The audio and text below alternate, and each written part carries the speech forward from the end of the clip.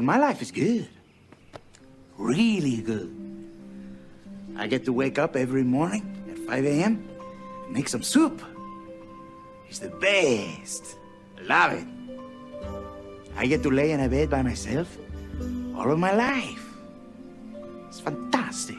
You're playing music too loud, right to jail, right away. You're driving too fast, jail. Slow, jail. You're charging too high prices for sweaters, glasses. You right to jail. Where's my burrito? Where's my burrito? Where's my burrito? Oh! Okay, I don't know. Whatever it is, it's not right on the teleprompter. I don't know what that is. I've never seen that. No, there is. We are going to do Sting, yeah. Okay, but yeah, I can't read it. There's no words on it. Okay. Ready? Sure. There's no words there. To play us out. What does that mean? To play us out. Sting is going to do. It's a video. Sting video. What is for credits? I don't know what that means. To play us out. What does that mean? To end the show? Yeah. Yeah. All right, go. In 5, 4, 3. That's tomorrow, and that is it. Okay. In 5, 4, 3. That's tomorrow, and that is it for us today. And we will leave you with a. I can't do it. Okay. We'll do it live. Okay. No. We'll do it live. Fuck it. Do it live. I'll write it, and we'll do it live. Right. Fucking thing sucks. In 5, 4, 3. That's tomorrow, and that is it for us today. I'm Bill O'Reilly. Thanks again for watching. We'll leave you with Sting and a cut off his new album. Take it away. Do it! Just do it! Don't let your dreams be dreams. Yesterday, you said tomorrow. So just do it! Make your dreams come true! Just do it! We obviously didn't communicate clearly. We're here to discuss your surrender, not mine. Tú eres tan romántico molestando con una vipa. Me preguntas si te quiero. Yo te digo que no estoy lista y no quiero comenzar. No hay nada que pensar. Yo te dejaré atrás. Mientras gano más y más. No estás en mi nivel y tú no eres obligación. No estás motivada y tú aburre mi corazón. Eres un idiota sin inteligencia y razón. Entonces déjame tranquila mientras escriba tu canción. Tú eres tan romántico molestando con una vipa. Me preguntas si te quiero. Yo te digo que no estoy lista y no quiero comenzar. No hay nada que pensar. Yo te dejaré atrás. Mientras gano más y más. No estás en mi nivel y tú no eres obligación. No estás motivado. Corazón, eres un idiota sin inteligencia y razón. Entonces déjame tranquila mientras escriba tu canción. Estoy aquí a disfrutar. Estoy aquí pero quiero gozar. Si quieres a mí pero vamos a bailar. Cintura a cintura papi tra tra tra. Bailando, gozando y me gusta tomar. Pero no quiero pendejos que no quieren respetar. Déjame pendejo papi ya no más. Déjame pendejo papi ya no más. Estoy aquí a disfrutar. Estoy aquí pero quiero gozar. Si quieres a mí pero vamos a bailar. Cintura a cintura papi tra tra tra.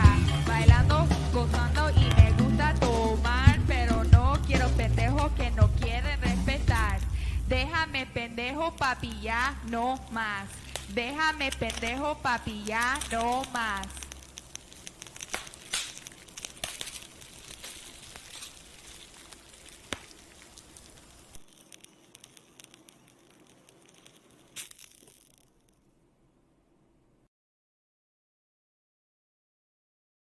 What is up, everybody? It is your boy Luis Martinez, aka Big Chief Burrito, live with you on a Thursday. On a Thursday, yeah. We're back. We're back, baby. Woo woo! Can you believe it? It's been so long. It's been so long. Did you miss me, Lou? A little bit. A little bit? I miss you too. Dude, it's crazy. Feels crazy to be back. Happy Pride Month, Sophia. Thank you. Happy Pride Month to you, you wonderful ally. Thank you. We try over here at Team Burrito. We're gonna be talking a lot about Pride Month and stuff today. We're gonna be catching up. This is gonna be a catch-up stream. Yeah. If you do come across the stream, go ahead and leave a like. That helps us out a lot. Share it. Let people know you're watching. Leave us a comment. Say hello. It's all well good. We'll let some people get in here as we talk about all the things that are happening in our lives and react to news and culture from a Latino perspective. We just dropped our latest episode audio only. So if you're watching the screen and you want to catch up with anything you missed, a great way to do that is just look for Mi Gente Show anywhere you get your podcast or your audio. Find us, and you'll be able to listen and catch up with all the old episodes. You can also catch up with all the old episodes on our YouTube page, youtube.com/@MiGenteShow. Yeah, there you go. And if you're new here, just letting you know, we stream it live and then we upload later. So tune in for both, hopefully. Both. Hey, it's a thing. It's the thing. So let's start off. Let's kick it off with any personal news. And obviously personal news, we're talking about you. Okay. Because the whole reason for the season hiatus was your long-awaited trip to Europe, or second trip to Europe. Yes. Second or third? Second? Second. My third will. Oh, spoiler! My third will be in December. Sure. Winter hiatus coming. Why not? It'll be, 'tis the season. Let's talk about that. It was amazing. Gosh, I don't even know where to begin. I was away for 3 weeks ish. Went all over the place. I went to Paris for the second time. And then from there, everywhere else was my first, except Rome. Went to Austria, went to Poland, Krakow, Budapest, Slovakia, Slovenia, Ljubljana specifically, Venice, Rome, and Napoli, where I solo traveled for the first time ever. So that was exciting. Wow. Yeah. It's impressive. It was awesome. I mean, it's impressive for the fact that it was 3 weeks, because Jesus, it was a lot, and I came back exhausted. I needed a vacation from the vacation. Yeah, no shit. Yeah.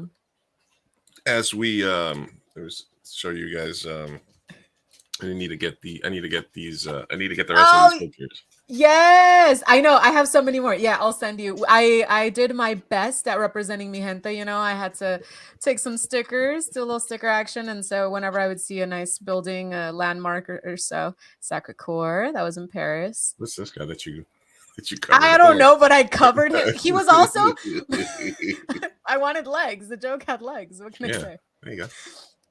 No, he was also like half ripped, so I didn't feel too bad. All right. Oh, that one was cool. The Arc de Triomphe. Yeah. There's some. I got pretty crafty with the pictures, not necessarily the ones that I'm in, but like angles and stuff. It was cool. I'll send you all of them. I got a bunch of them.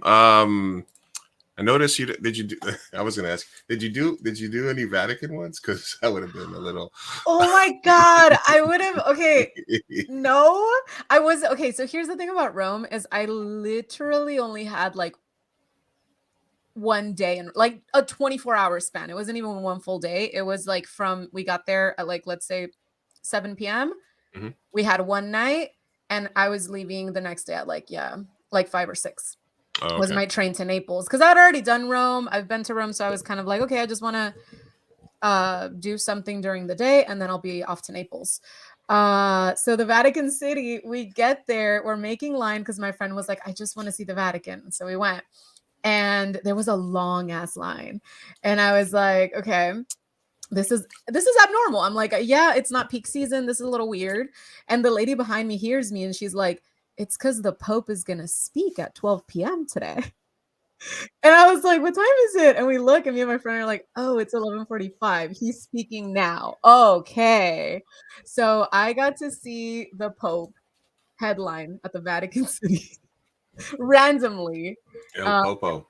Yeah. He said some words of wisdom, let me tell you. And that is how I converted to Catholicism. So That's what pushed you over the edge. Yeah, you know, I found Jesus.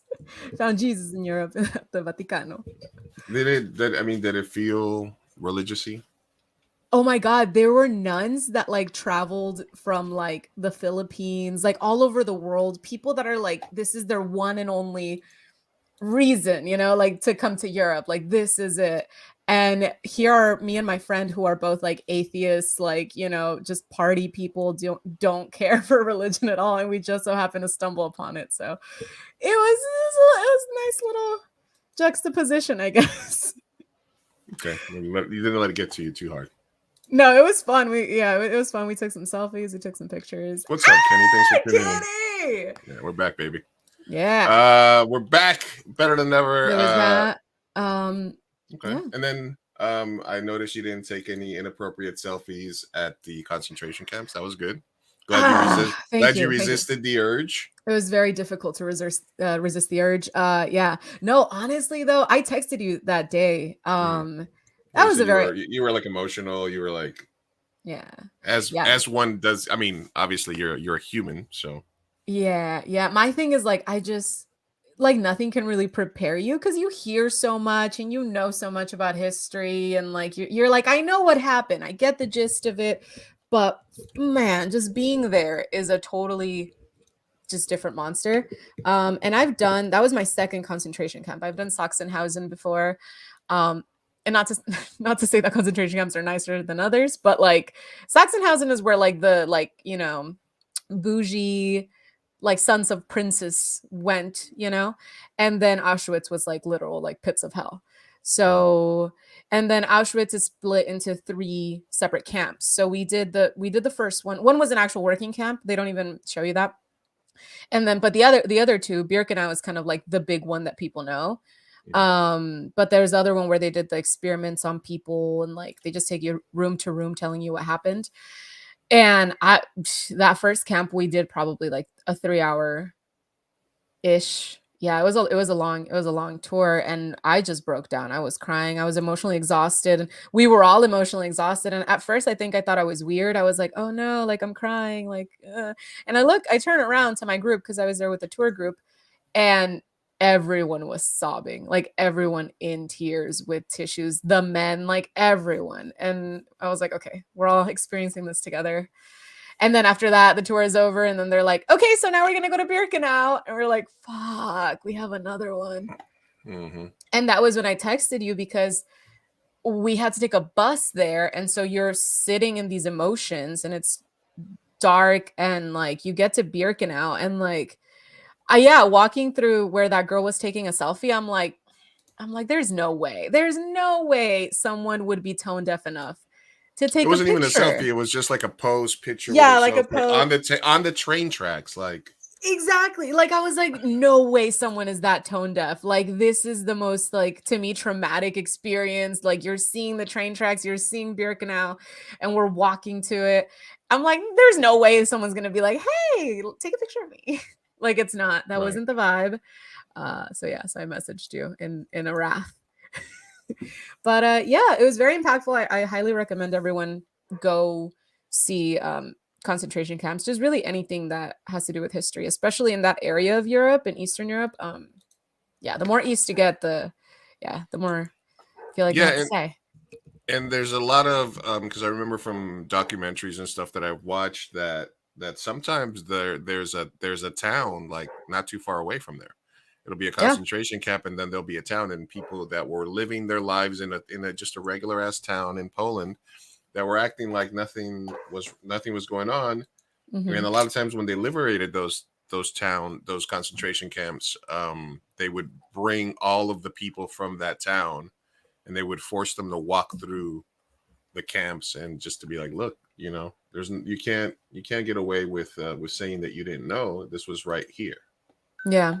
You know? Yeah, I think I wouldn't say that Krakow is like close enough, but yeah, it's crazy because, and mind you, I don't know about Auschwitz. I think Auschwitz has the reputation for being in the outskirts, so not a lot of people knew.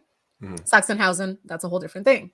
But yeah, this one specifically, yeah, it was It's scary. And it was very far away from the public, but now they did build a lot around it. It's weird. It's weird to go to this really historical spot that is dark and gritty and like it's scary and then you see like a street and a school and like you see like shit around it. It's very weird. I'm like, how do people just see this every day? That's interesting.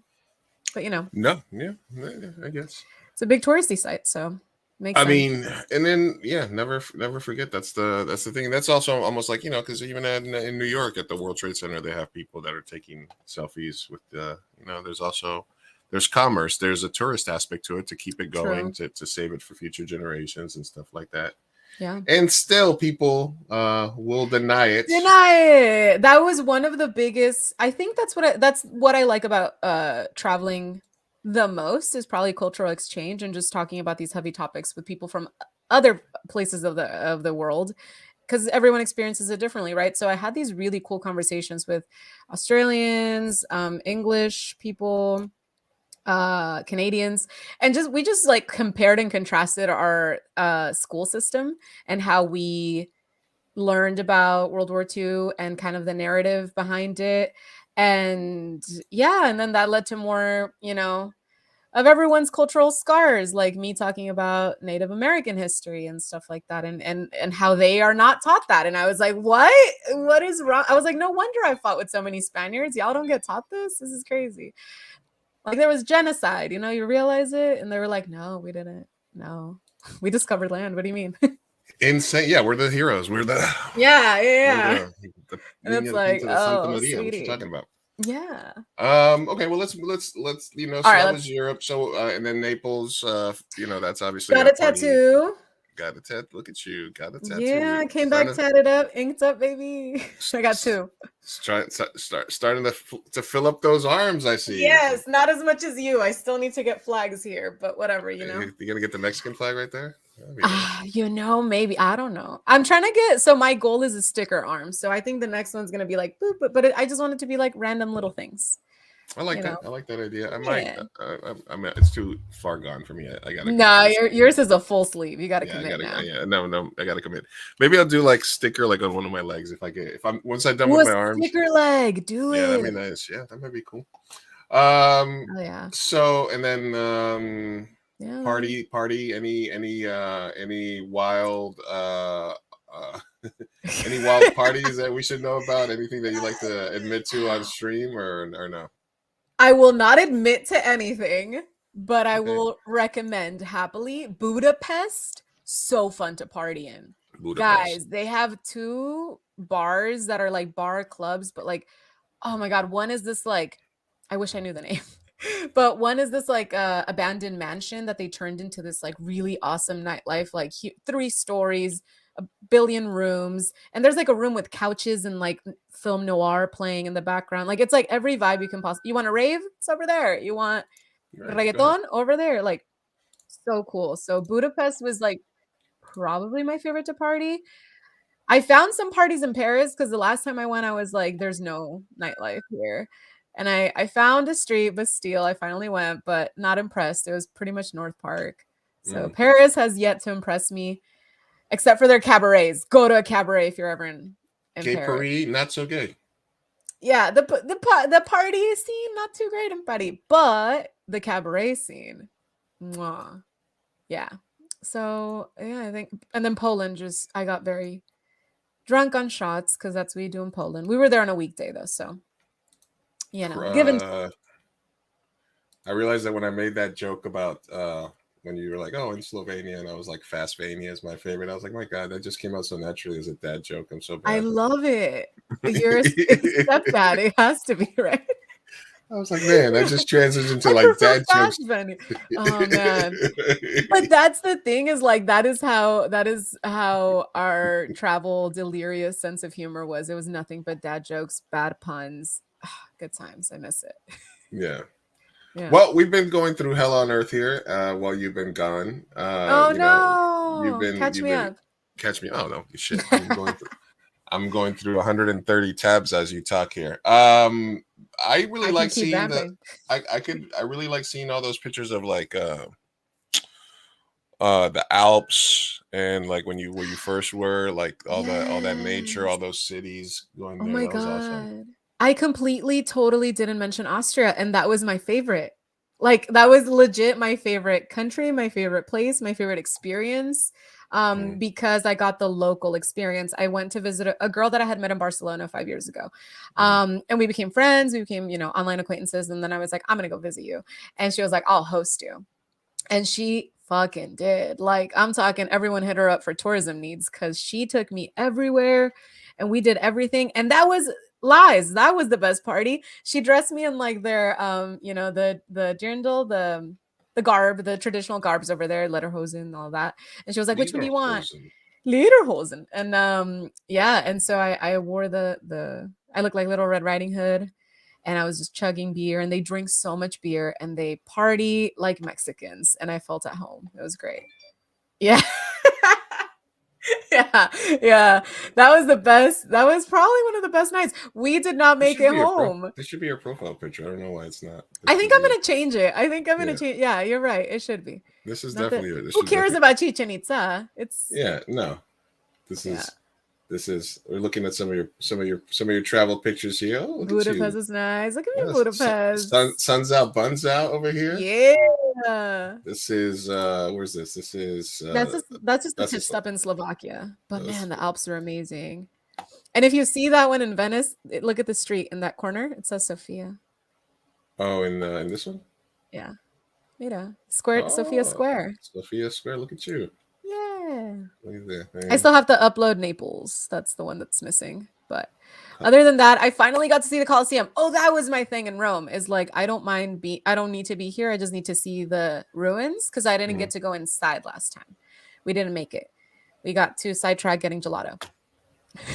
As you do. As one does. As one does in Rome. So this time around, when in Rome, get gelato, don't see the Colosseum.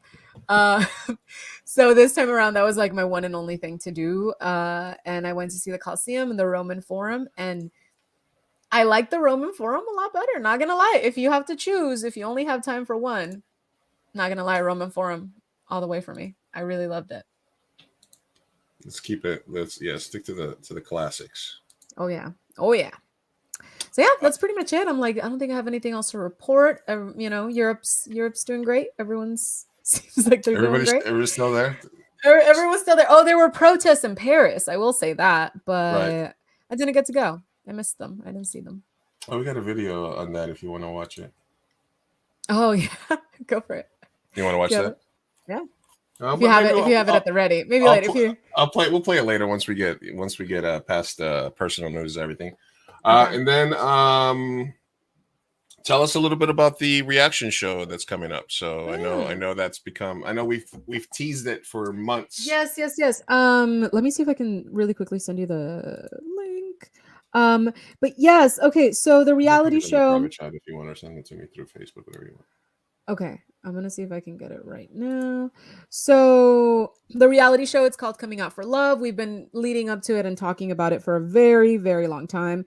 And so it was supposed to premiere on Valentine's Day. However, it got postponed until Cinco de Mayo. So 5th of May.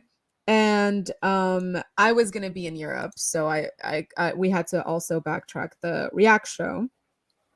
But it officially came out. Was it last week? Yes, I have been slowly filming using StreamYard. Slowly filming each react to each episode, and I believe I've filmed episode 2 already. That should be released this Saturday, and the episodes will be releasing on the OML YouTube channel. OML is collaborating with Coming Out for Love. If you want to see, it's gonna be the full first episode. I got to react to all of it. So if you want to see the first episode for free, go watch it. It's on OML. Lou's gonna pull it up whenever he gets the link. And I will also eventually be posting it on my own personal YouTube page, but that's probably later. But yeah, OML.tv, go to their YouTube channel. They will have the episode. Moving forward, starting episode 2, 3, and so on, it's only going to be little clips. So this is the only one that you get for free. After that, it's in order to tease, so y'all can order it and watch it in its entirety. What's up, my lovely people? Oh my God, that is me. It's definitely you. That is me. So yeah, it's just me reacting and doing my derpy things that we do here, but while watching a very lesbian reality show that I was on. Full derp. Full derp. Yeah. Never go full derp. All right, I'm gonna post the link in the comments so people can check it out. Link is posted, baby. And then I will, after this ad plays, I'll pull up a little bit so we can take a look at it. Coming Out for Love. Yeah, and if you want to watch the full season, go to comingoutforlove.com and use the code Sophia in all caps SOFIA to get 10% off. Nice. As you can see, it's my backdrop. What's that? Tortilla. They got double Sophia tortilla. And, triple. No, hey, oh, and then I changed a little corner. Eventually, if you fast forward a little, I changed it to Mi Gente Show there, and I was like, "Go follow." Okay, all right. So this is a little preview of episode 1. Hello. Look at me gushing over Ghana. I love her. So. Yeah, who knows? Hey, like, hey, look. I know. I was like, really? I had to come in with this model, beautiful, gorgeous human, and like, I'm over here just San Diego, trencita with the short shorts and chanclas. Oh, there you go. Yeah, there I am. Wait, where are you? I was sitting. Just wait. Just leave it there. There you are. There you are. You're in the show. Look at you. I'm in there. All right. So if anybody wants to watch episode 1, look at you. Yeah, full episode 1 reaction just on there. I don't think they cut out that many things on that one. Dizzy Miss Lizzie, I missed you too. Oh, yeah, nice pick there, Miss Lizzie. Yeah, looking good. You have to come on the show and tell us tea soon. Yeah, we definitely need a Swiftie update. What's Taylor Swift up to? We gotta know. Yeah, so much. She's up to so much. All right. Well, Coming Out for Love coming out. Coincidentally, obviously, June is Pride Month. And, so Rainbow. The rainbow. And you might be asking lots of celebrity tea. Absolutely. Liz. Oh, yeah. Lots of tea. Just let us know when we're back live. We're probably going to be streaming Tuesdays or Thursdays moving forward as we normally do. We'll try to keep to a set schedule, but you're always welcome. And obviously, and we'll get you on. Yeah. So, Sophia, you might be asking yourself, Lou, you're now. What have you done for What Pride have you Month? been up to, Lou? What have you done for Pride Month? Well, funny you should ask, Sophia, because yesterday I went all the way to Sycuan Casino to get this bottle of water that they had. Oh my God. Yeah, that is the only reason you went, yes. That's the only reason. So, no, but when you go to the casino and you gamble, you're like, hey, can I get a water? And then they gave me this, and I was like, why are you trying to indoctrinate me? Were there so many boomers just angry?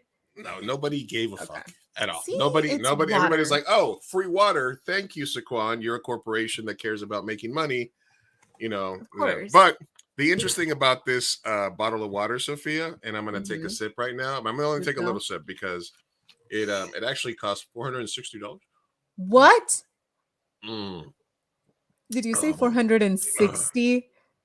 Sir, I asked, sir. Oh my God, 460. 400. Yeah, when you go to a casino and you play a tournament and then you sit down at a cash game, poker, and you lose a little bit of money.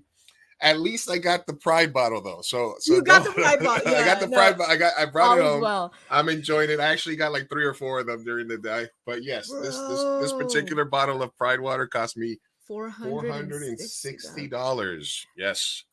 Wow. Yes. Okay. I feel it in my bones right now. No, actually, Goddamn. Everybody knows that I love playing poker, and I love and it had been. I thought you were good. Ouch. Sorry. It hurts. I used to go to the casino all the time with my dad, and I used to take him to all the tournaments in Sycuan. And since pre-pandemic, when he was getting up there, we hadn't gone for a while, and then obviously the pandemic we didn't go. So this is sort of a healing journey for me yesterday because it was the first time going to the casino without him. And the casino, and I expected to see a lot of, but I saw maybe 3 total people that I remember from before, that from the last time I was there, which was probably about 4 or 5 years ago. Wow. And so I sat down there, I played a tournament, and then I posted this, but it was funny because I got my tournament seat was table 15, seat 2, so 152. And my father's lucky number, or the number that he used to play in the lotto and stuff like that, was 152. That was his favorite number. Whoa. So right off top, I was a little emotional about that. And then I got, listen, yes, I lost some money yesterday. But in poker, it's really, you're supposed to not be results oriented. So I will let you guys know that I did play well, and I got very unlucky. I got very unlucky on a couple of three or four hands where I flopped the best hand, and then the board ran out, and then it ended up being a chop where I didn't get the full pot, but just half. That happened a couple of times, which is super rare and super unlucky. And then I got super unlucky on probably 2 or 3 other hands where I would have walked out of there with like $1,000 if I hadn't gotten literally like unlucky on the last card. So we're not results oriented. No, we're not. When it comes, this is for my poker heads. We're not results oriented. As long as you are making the right decisions, basically in poker, you want to get your money in when you have the best hand and let the math do the rest. And most of the time, if you play the right way and you make good decisions, in the end, you're going to come out ahead. So I felt comfortable with how I played, and I felt comfortable that the stakes that I was playing at, because I usually play a home game that's like 25 cents, 50 cents. Yeah. This was like a $5 like big blind sort of game. So it was a little bit above what I normally play, but I skill wise, I felt like I was equal or better than anybody at the table. It just didn't happen the way it is. But you win some, you lose some, man. You win some, you lose some. Yeah. So again, let me take some of my delicious bougie water. Delicious bougie $460 water. Oh no, me duele. Pero you know, the real journey were the friends we made along the way. What? How does it go? The real fun was on the very quiet drive back from Sequoia. No, I'm just kidding. Oh no. No, listen, I've lost $100 and been more pissed than yesterday. Literally, it didn't affect me. You've also won more, right? Like, you know. Yeah. There's yes. You know, I've won thousands of dollars at the casino in tournaments before. It's kind of how it goes. I literally am passionate. Like the top 2 things that I'm passionate about is poker, because like I said, I've been literally sitting when I was a kid and I was with I would literally sit next to him, behind him, while he was playing poker since I was like 7 years old. Since I was been 7 years old, I've been sitting here, and he would grab his cards and he would show them to me, and then he would play the hand. And I would just sit back and I would watch. And that's how I learned. So I literally had no choice in being a poker fanatic from when I was a kid.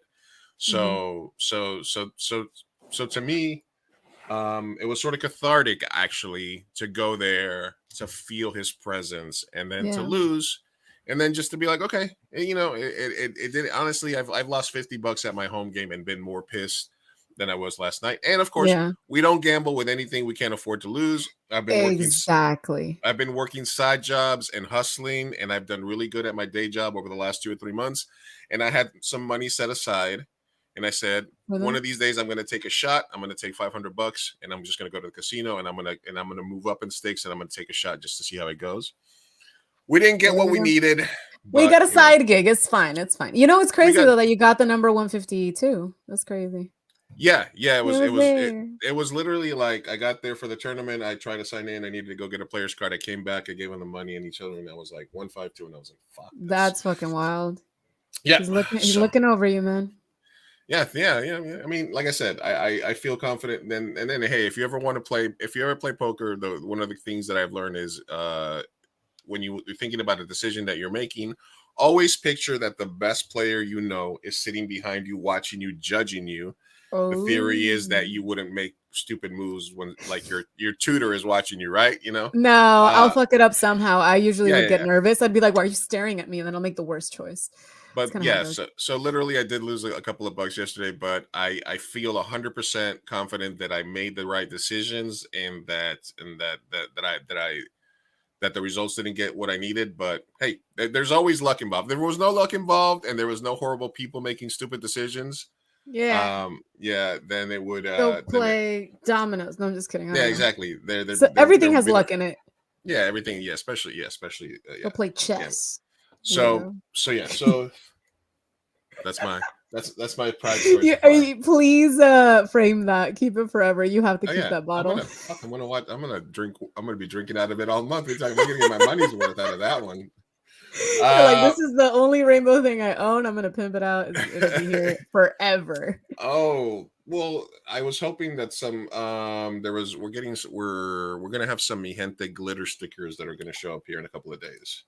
Girl? I was hoping they'd be ready for Pride. Girl, glitter stickers. Look at you. Okay. Yeah, there was a deal for some glitter stickers. So you and your deals. Can you show the audience what you got because there was a deal? Oh, because there was a deal.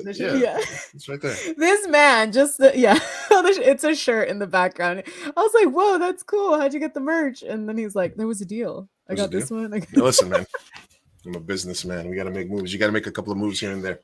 All right. So let's move on so besides that, played poker, had a nice cathartic poker event yesterday. I have been busy side gigging while you've been away, trying to save money. I'm trying to I got a car, I've been going to the gym. I've been doing the little things, so we've been just kind of working and trying to get into a good schedule. So side gigging, baby. We're both side giggers now. So we should both get some money. Yeah, I'm trying to move to the main gig now. Sad. Fun employment is coming to an end. Well, you got a lot of options. We talked about that. True. Nothing the pod would be interested in, but you know. We were able to watch The Flash the other day. It was very fast. It was so fast. It went by in terms of speed. Yeah. He's the number one guy in terms of speed. Almost non-existent. It's like almost non-existent. It's almost like he can travel through time or something. Mm-hmm. Yeah, so weird. It was very, I'm not even going to spoil it for you. I'm just kidding. Yeah, no, not worth it. No. Can't tell you. Couldn't tell you. Couldn't tell you. Won by so fast. No one will understand us. No. Listen, we were supposed to go to a screening and we got there late.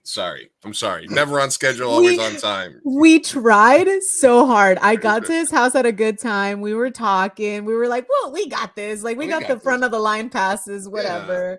Yeah. And then I realized that the theater was like 5 minutes away. I was like, oh, it's 5 minutes away.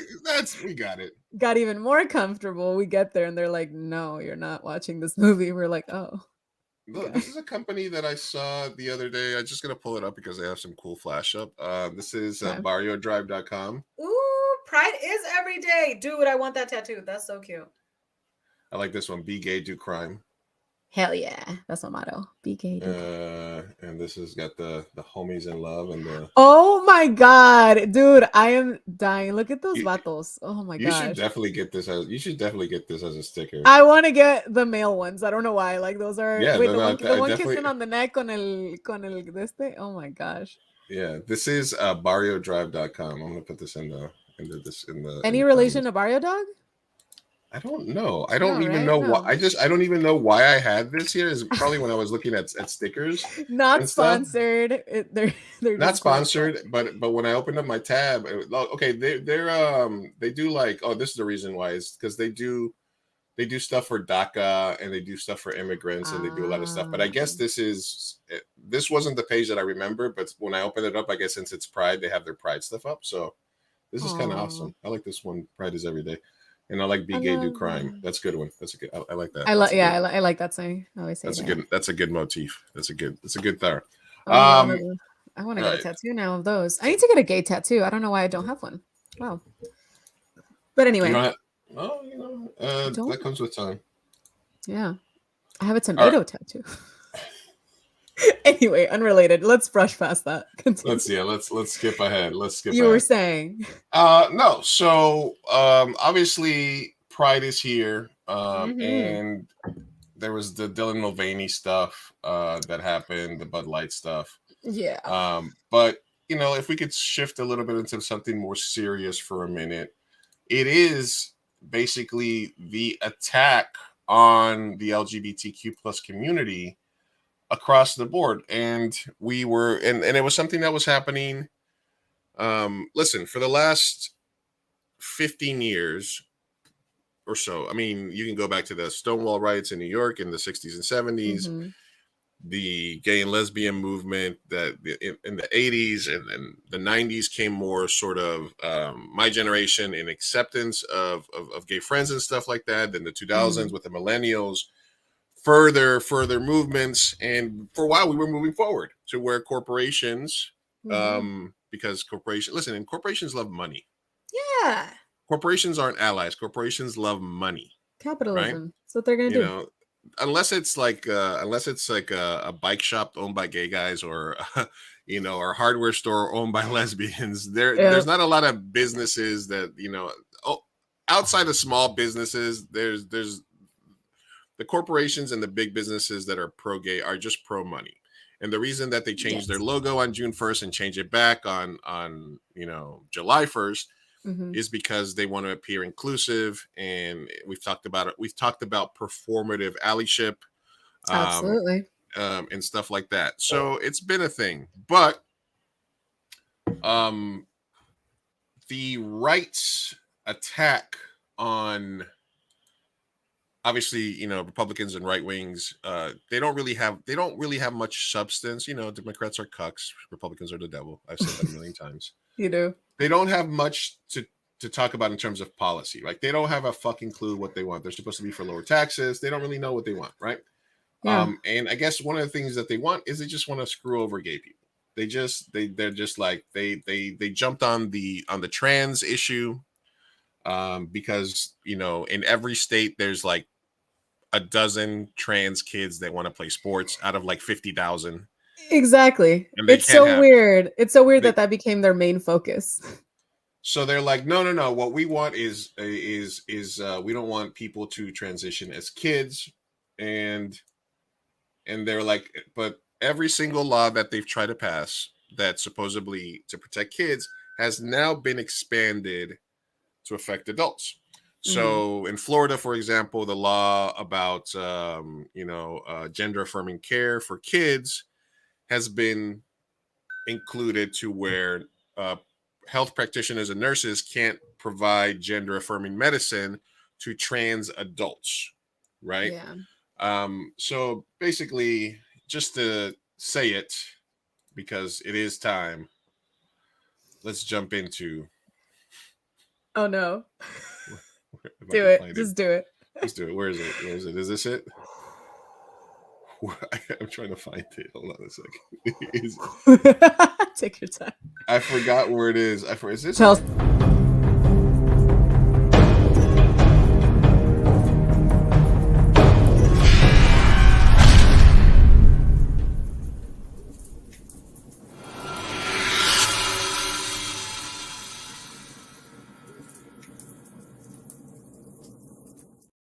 That was awesome.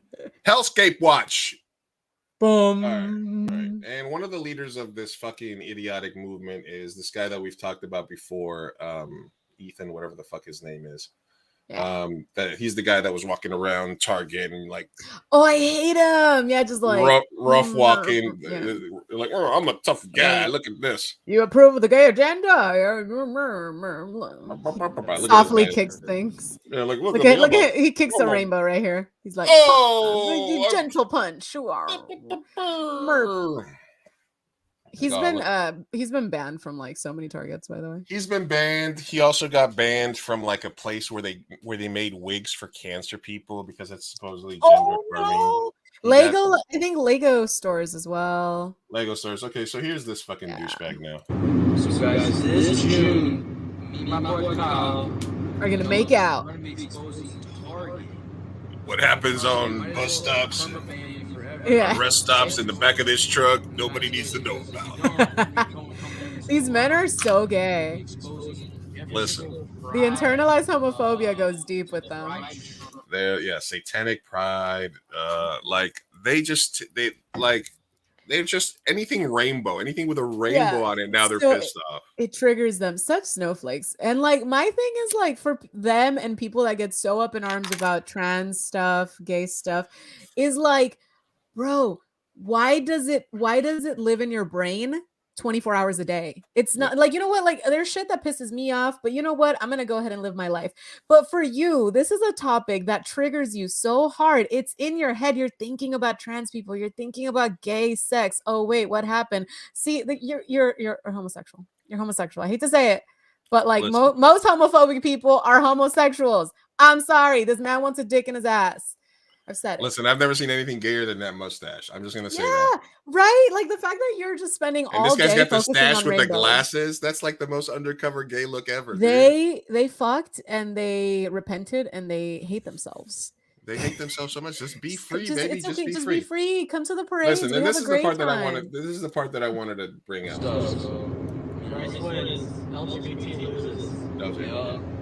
What? I also like to hunt LGBT supporters and make out with them. That's one of my favorite. He says he wants to. He also likes to.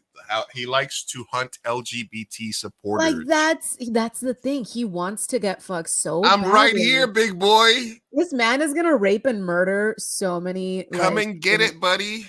Listen, man. If it's gay to support LGBT, no, it's gay to fucking come after them 24 hours a day as a pastime. Like, bro, that is scary. Why? Why do you care so much? They must be so bored. Every year, exactly. Target has. Listen, it's because it became. They have nothing else to do. They're bored. They secretly internalize this hatred that they have. For themselves. For themselves, they hate themselves so much. So they sit there and they go to Target and they say, Target's targeting our kids. No, man, you have 98.2% of the entire store is hunting equipment, camping equipment, groceries, and shit like that. Target wants to make money, and gay people are gay people, right? There's no thing, man. They're so fucking angry. But listen, I feel that as an ally, bring it on, you fucking fascist homophobe pieces of shit. Like literally, and this goes to anybody that I know. If you are a fucking closeted homophobic fascist piece of shit, then fuck off and die. Go fuck yourself in your own ass, because that's what you secretly want to do, and fucking die. Because I don't have any fucking room for that. There's no way we're going backwards. There's no way we're going from you getting pissed off at trans kids in fucking swim class to pride sections for a fucking month in Target to now you're going to fight to make these laws that are going to affect people. Like, it's already started in North Carolina. They passed a law that makes it a crime for trans people to use public bathrooms as their lived gender. So now what you have is all these male looking, male presenting, I'm not even sure, male presenting fucking dudes that happen to have been assigned, female at birth, and they're going and they're walking into women's bathrooms. So they can't fucking win, because as soon as me, right, somebody that looks like me, tattoos, short hair, beard, because they're taking gender affirming stuff, whatever the fuck. But because so that what you actually want is for me, if, for example, if I had been assigned a female at birth and I wanted to walk into a bathroom in North Carolina, I could only walk into a woman's bathroom looking the way I fucking do. Yeah. Why would you prefer me to use the bathroom with your daughter than for me to just be like, oh, look at me, I'm a dude, I'm going to walk into the men's bathroom and do my business. As long as I wash my hands, what the fuck do you care about? Honestly, bathrooms should just be co-ed. I don't understand. I don't understand why that's so pressing to people. I don't know. It's because they get scared, because in their fucking mind, they're letting they're like, well, That means that somebody could say they're a woman and they could go into a bathroom and they could molest a girl that's in there, right? It's like, guess what? If someone's gonna molest someone, they're going to do it. Like they're gonna go to the fucking wrong bathroom, whatever. Like it's not. Look, and not affecting the people that you want to affect. I will say this. I will say this for people that are against this, right? It is the exact same argument that the right wing uses with guns, which is if somebody wants to murder people, they will do it. If somebody wants to molest people, they will do it. Yeah. So I'm gonna give you a point on that. Yes, there is a point on the gun debate that is the exact same thing. Just change the topic, and it's the exact same thing. If people want to molest people in bathrooms, they're going to molest people in bathrooms. Making somebody who presents as male go into the woman's bathroom, and then what's happening is these people are like, these guys are saying, oh, there's a guy walking into the woman's bathroom, and so they're getting fucking bashed. They're getting assaulted, and then they're getting arrested, so you got these cops kicking like butch lesbians out of women's bathrooms, trans men out of men's bathrooms. Jesus. out of women's bathrooms because they're forced to do that. It makes no fucking sense, man. No. Get your fucking shit together. No, and they won't stop there. They will not stop there. They want to roll back gay marriage. They want to roll back interracial marriage. Go on. They want to roll everything back. This is just part of their internal plan, and this is a minuscule part of our population. These are right-wing Christo-fascists, overly religious, fucking self-hating, closeted gays. Yeah, pretty much. Like my thing is like when it comes to the like banning drag queens from fucking doing book readings and shit like that. Like I don't understand it. I don't understand why people are so pressed to do. Like, here's the thing. If I had a child and I had to choose whether I'm going to let that child be in a room with 100 drag queens or with 100 cis male 40-year-old men, I'm putting that child in the fucking drag queens. And guess what? That kid's going to be so safe. 100%. So, like, that's the thing. Like, I don't understand how people project so hard. The vast majority of pedophilia fucking are men, right? Like pedophiles, sorry, are men, are middle-aged men, religious usually. So the fact that you're targeting somebody who's like a minuscule part of the population for doing something that is so like innocent, like book reading, it is absolutely disgusting. And my thing is, there is a point in ranting and raving about it because it's important, it affects us, but at the same time it feels so annoying because like they want, like you said, they want to roll everything back. And it just feels like we had already moved past this. Like we've advanced. And now somehow we've hit this uneducated generation of fascists that are empowered and emboldened to just kind of mindlessly yap and riot when what we should be doing is focusing on things we have in common. Guess what me and that asshole probably have in common? And you. We need healthcare. Okay? Yeah. We could use some healthcare. We could use some government support. We can use some high-paying jobs. But instead, he's wasting his entire day going to Target, kicking down rainbows. Bro, go to a march and focus on healthcare. How about that? Please. That would help all of us. Touch grass. Watch grass grow. That would be more helpful. I don't know. Just Jesus. Yeah, so anyway. Yeah, so fuck all Christo-fascist fucking homophobes for this month, you know? Yes. We have a special of fuck around and find fucking snowflakes canceling everything. All right, so this is this video that the mayor of Magabell did where they went into Target. I'm not going to play the actual song. But it's like it was #1 on iTunes, which is not saying much because who the fuck buys music on iTunes this day except fucking dipshits. But somebody made a remix about it, and I kind of enjoyed it. So here's a parody of that song. Yeah. Big goofy, don't ask where Mickey's at. I like the cover with some shit tats. You got that tags coming, boy, give me that. I like to think I'm really hard, but I'm not that. We're done with Target, pushing rainbows on our children. If they want to target kids, they should join with our religion. As a Christian, I can tell you, we don't want the competition. We been fiddling the kids since the goddamn beginning. This shit is not gonna work. No one touching on my kid unless they're working at a church and they wear a little gown, and I know them by name. Otherwise, they ain't taking my son up on a date. No way. Have the meltdowns because we're snowflakes. Try hard, really so gay in the closet. In the closet.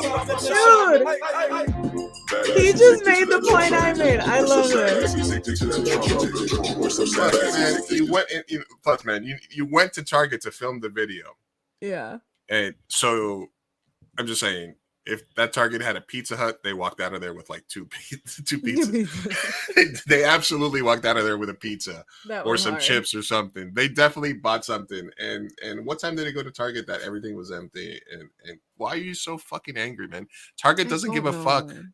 I mean, Target just wants to sell merchandise. And it all started off with them saying that lying because somebody went out there and said, look, they have swimsuits with a penis tuck for kids. And it wasn't. It was for adults. Yeah. And they're like, no, nobody wants. Why are you thinking about kids' fucking dicks so much? Stop That's thinking what about I mean. I'm like, they are projecting. Like, why is it that trans, gay, and like pedophilia just is part of your brain 24 hours a day? Like, bro, you need help. Y'all need help. I talked about this with somebody the other day, which was like they had said, well, why is there so much? Why do more people identify as trans? And listen, I have evolved on the subject because do I think that kids at like 10, 12 should make decisions that are going to affect them for the rest of their life? Like I said, for me, it feels weird. Mm-hmm. It feels weird because I know that if I had made some decisions between like 12 and 18 that I hadn't, my life would be completely different in a bad way because you're stupid at that age. But again, I've always felt comfortable in my skin as cis and straight. So I don't know what it feels like not to feel that way. Mm-hmm. So, but yeah, I think that if you can transition, and also if there's medical reasons to think that if you want to change, you can detransition, then I think that's kind of how I've evolved on it. I've also wondered publicly because, like I said, I'm an older generation, right? So I'm like, what does trans men do to butch lesbians? How does that happen? Like, are there butch lesbians now that would have come out as trans if it would have been more socially acceptable 10 years ago? And have the numbers on how many people identify as trans men versus lesbian changed over the last few years as trans become more acceptable? The stats that people always point out that I think are smart is, the left-handed conversation. Yeah, that's what I was going to bring up. I'm like, it's right. Parallel. It's very clear. It's very clear. Why before like 60 years ago was the number of left-handed people so low? It's because for thousands of years, being left-handed meant you were fucking literally evil. It meant you could be like the spawn of Satan. You could get killed for being left-handed. So nobody was comfortable saying, hey, I'm left-handed. People would try to write with their right hand, blah, blah, blah. Yeah. It got to a point where those sort of myths dissipated. And now the number of left-handed people grew. Skyrocketed. And it got steady. And then now it's been steady for years. Yeah. So when I was growing up in the 90s, you would be at a supermarket and you would see an article and it says, I'm a man stuck in a woman's body. And it would be a headline of a tabloid paper. Or you'd watch Donahue and it'd be a trans woman and they say, I'm a man trapped in a woman's body. Or I'm a woman trapped in a man's body. And the audience would be like, ooh, because very few people were brave enough to live themselves. Mm-hmm. And as it becomes more and more acceptable, you're going to see these numbers rise and then steady off. The transgender and queer community could be molesting kids for the next 50 years, nonstop, every day, just molestathon. Molestathon. And they would not get to 1% of the number of kids that have been molested by the Catholic Church over the last 100 years. Yeah. There are so few trans people, and such a small percentage of the population identifies as queer. They could molest from now until the day they die, and it would not get to 1% of the amount of children that have been molested by the Catholic Church. Just the Catholic Church. We can leave pedophiles and other people out of it. The Catholic Church itself. Yeah, and there's much. If you add everybody else, that's also the Catholic Church. It wouldn't be 1% of 1%. Mm-mm. So for people now to all of a sudden take one issue of trans rights and move it to where they're trying to say they're grooming this and that, pedophiles. You're trying to make an argument that died 50 years ago, where people would call gay people perverts. You know. And the craziness is like the people that usually say that they're groomers will also be the people that in the same breath will say, no, yeah, but a 50-year-old man should be able to marry a 12-year-old, you know? Exactly. Like, exactly. And they're okay with grooming kids into gun culture, into religion. Exactly. Yeah. Yeah, those are fine, but letting kids know that gay people exist is all of a sudden a problem. Hi, Binzinger. Hey, what's up, man? You're one of Polly's from the Latino Slant crew. Thanks for stopping by. We love Latino Slant. Thanks for stopping by. So anyway, that's my LGBTQ rant. That's my alley ship rant for the week. Love it. Thank you. That was amazing. That was amazing. We do need a lot more active supporters like yourself. So thank you. Yeah, we're trying. And like I said, if you're feeling froggy, motherfuckers, jump.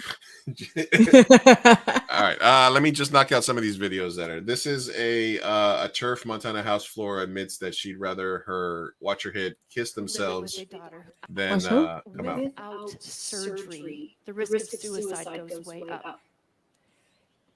Okay. Well, I am one of those parents who lived with a daughter who was suicidal for 3 years. Someone once asked me, wouldn't I just do anything to help save her? And I really had to think. And the answer was no. Without surgery. So this is a mother of a suicidal kid, and she's like, would I prefer my daughter to kill herself or have suicidal thoughts than to have gender affirming care? And she thought about it and she fucking said like, no. I think death is better. Okay. Yeah, that's very good. Hey, Polly, thanks for stopping by Lurking While Cooking. Yeah, Polly. Besos. Why is that? Why has she got to be your Sophia? Me, Sophia. Oh man, that's why. But she's saying the quiet part out loud is low key like, hey, I'd rather my kid died than to have something that's socially unacceptable, because then that means that I have to do a lot of work and I have to do a lot of deprogramming and a lot of thinking, and I'd rather my child just died. It is the truth. A lot of parents, when you come out to them, they'll say like, well, you can leave, like you're no longer my child, like you don't exist anymore. To a lot of parents, sadly, you die the minute you come out to them. I'm very lucky. My parents are awesome. But yeah, that bitch she's saying the quiet part out loud, you know? Yeah, absolutely. So yeah, that's been Hellscape Watch. You know, like I said, we made it through it. Pride Edition. Woo! Woo, buddy. Again, let me take one more sip of my $460 bottle of water. I think this is the best water you've ever drank in your life. I think this is filled with homophobe tears. Oh man, it really is. Die salty, bitch. Die salty. Dude, I can't believe it. 460. I love it. Some good water, some Voss water. Yeah. Listen, it sometimes you got to take your L's. All right, we already shared this. I'm gonna save this because I really want to get these stickers. I want to get a couple of these for that. Yeah, not gonna lie, those are pretty cool. It reminds me kind of Sony's artwork. Yeah. Sticker form. All right, let's get to some lighter notes. Okay. Lighter as we get into what's happening in the last week. I have some other gay stuff, but I'll save that for future episodes. We want to overload. There's a bunch of obviously issues all over that are affecting Pride this month. But we also want to get into some lighter stuff. And if there's anything that came up during the week that you guys want to talk about, throw it in the comment section and we'll discuss. Yeah. You didn't watch Succession, right? I did not. No. Okay. I'm gonna do a Succession breakdown on a future episode. Somebody else. Okay. Yeah. Save that for because I'm also just like too deep out of it. You didn't. What season is it on? It finished after 4 seasons. Gotcha. All right, the WGA, the Writers Guild strike is happening right now. It's been ongoing for the last several weeks. We are going to be talking to some WGA members, I think next week or the week afterwards. So we are going to get some firsthand information. I want to talk specifically about how it's affecting Latino and people of, writers that are people of color. And I just saw this thread of some of the best stickers. I mean, some of the best signs. You know, give up just one yacht. Exactly. Let's replace studio execs with AI. That's a good one. Sure, I support AI. All our terms being met in a fair and timely manner. I like it. Can we make this contract more accessible to a wider audience? My edible just kicked in. I'll do this all night. I'm mad as hell. I'm not going to take it into more. I'm mad as hell. I'm not going to take it into more. It was not written by a producer. My neck, my back. We need a fair contract. Simple and sweet. I like it. I like this one. You came up with Quibi, which was obviously something that they came up with. Now you've done it. You've pissed off the creator of The Wire. Oh, that's pretty cool. This one is not so relevant. Pay your writers or we'll spoil Succession. That was a good one. That's awesome. This is not the way. My tummy. Yeah. And so it's been really, really kind of cool to see this going up. Obviously, what they're asking for is fair wages and for not to turn writing into a gig profession. So we're going to have some people join us next week to talk about that. Yeah, that's exciting. That's exciting. I feel like I have a lot of questions on just kind of how it's affecting everybody in the industry, but obviously more specifically writers and productions. Have you heard anything about productions currently taking place? I know that San Diego doesn't have a lot of SAG products, but I know that they've been disruptions in productions. A lot of shows have had to stop because other unions won't cross picket lines. So, for example, the Teamsters unions for grips and production assistants and stuff like that, and people that work on sets in LA, if there's a strike line, they won't go to work and cross picket lines because they're a union themselves. So shows have no options rather than to shut down. So there's been several shows that have been shut down, several seasons of productions that have shut down. And for example, the new Deadpool movie. They're filming they're also filming Game of Thrones, but they can't change any lines on set. What? Which is unheard of because rewrites are writing. Yeah. So, for example, when have we ever done a movie where I haven't been like, hey, say this instead or use this line instead, especially for comedies? So you're telling me that Ryan Reynolds is going to film Deadpool and he's not going to improvise? Damn, that's going to be fucking dry as hell. Yeah. And this is happening on the Game of Thrones because so basically what studios are trying to do. The House of the Dragon or the new? Yeah, House of the Dragons. House of the Dragon. Yeah. Yeah, I like this. Yeah, my favorite. Don't let us turn the studio into a spirit Halloween. I like it. I love it. Yeah, Chat GPT doesn't have childhood drama. Yeah. Yes, and you need that trauma to write. Listen, 2AM Burrito would have never made any movie because the first films were written by Brian, the writer, unless Brian wrote them. You know, I started writing later on, but when we started, everything we did was written by Brian. So without a writer, nothing happens. Yeah, exactly. You direct a movie 3 times: when you write it, when you shoot it, and when you edit it. So the writing process is 100% the most important out of anything. Without the writers of Succession, there is no Succession. Without R.R. Martin, the George R.R. Martin, there's no Game of Thrones. You know, without and then when he wasn't involved in the writing and there was no story, look how it went to shit. You know, and it did. Oh man, well, shit. Next week. And there's been an authorization for SAG actors to strike as well. Fuck, that'll be interesting. Any progression on that? Like, have they started? Because we're in what week 1? How long is the strike? We're probably 5-6 weeks in. Okay, so it started while I was okay. Gotcha. Damn. Okay. So in terms of SAG, something that would affect you and like Dominic, who's a SAG actor, is they voted on a strike authorization with SAG. Okay. So actors have voted to authorize a strike at 97%. So the other is so there might be a SAG actors strike coming soon, which will halt everything. Because if the writers are on strike and the actors are on strike, then there's fucking nothing happening. Yeah. The other sort of interesting thing is that the Directors Guild, which had also authorized a strike, actually made kind of a sweetheart deal, Mhm. which sort of, you know, the WGA and the SAG were like, we're so happy for you, but we wish you would have sort of tied your deal into making sure we all got deals, right? But Yeah. the Directors Guild, the Directors Guild did sort of didn't need to strike to do their thing. Okay, gotcha. All right. Gotcha. It says for the actors, it says that it should go into practice by June 30th, with nearly 98% voting members were in favor of the strike for SAG-AFTRA. All right. So here's all right, let's move on to some other stuff. So here's Going something down. that tell me if this sounds like something familiar that somebody you know has said in the past. Okay. Flaming Hot star Jesse Garcia on Why Latino Projects Don't Have the Luxury of Failing. This is very similar to what the director, Eva Longoria.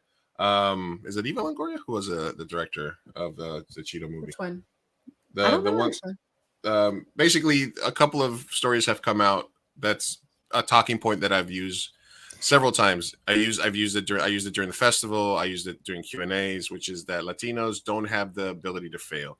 A white director can make a movie, it can flop, and they can get a job directing a TV show 6 months later, right?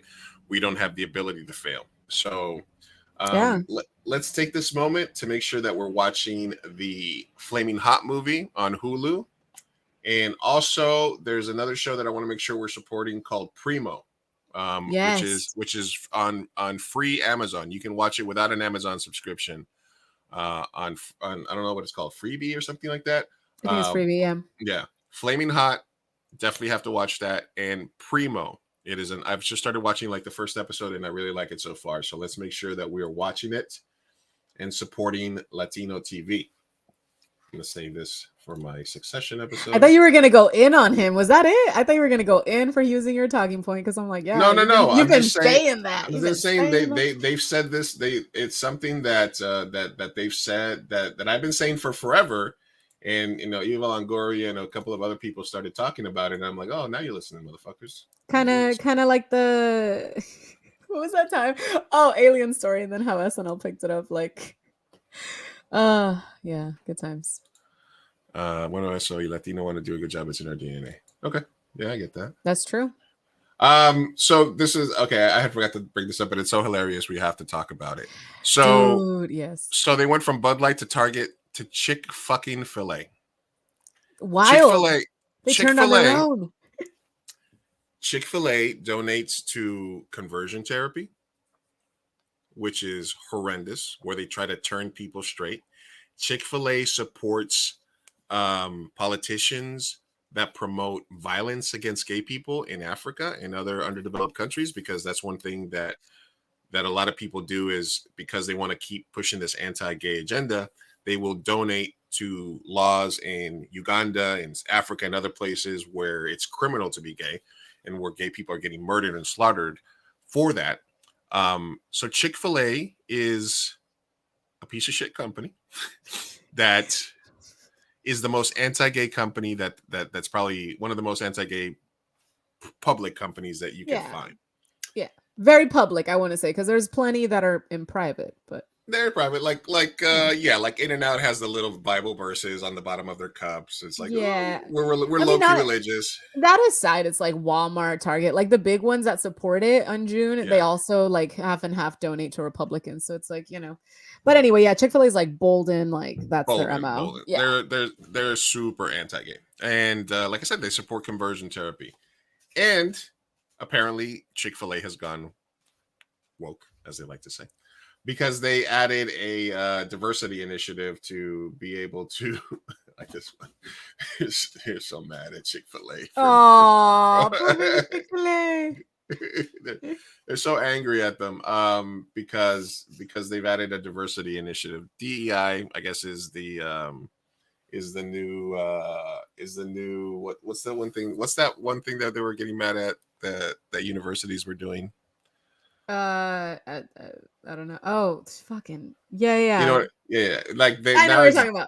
Yeah. Now they're mad at anything that's DEI, diversity, inclusion. Yeah.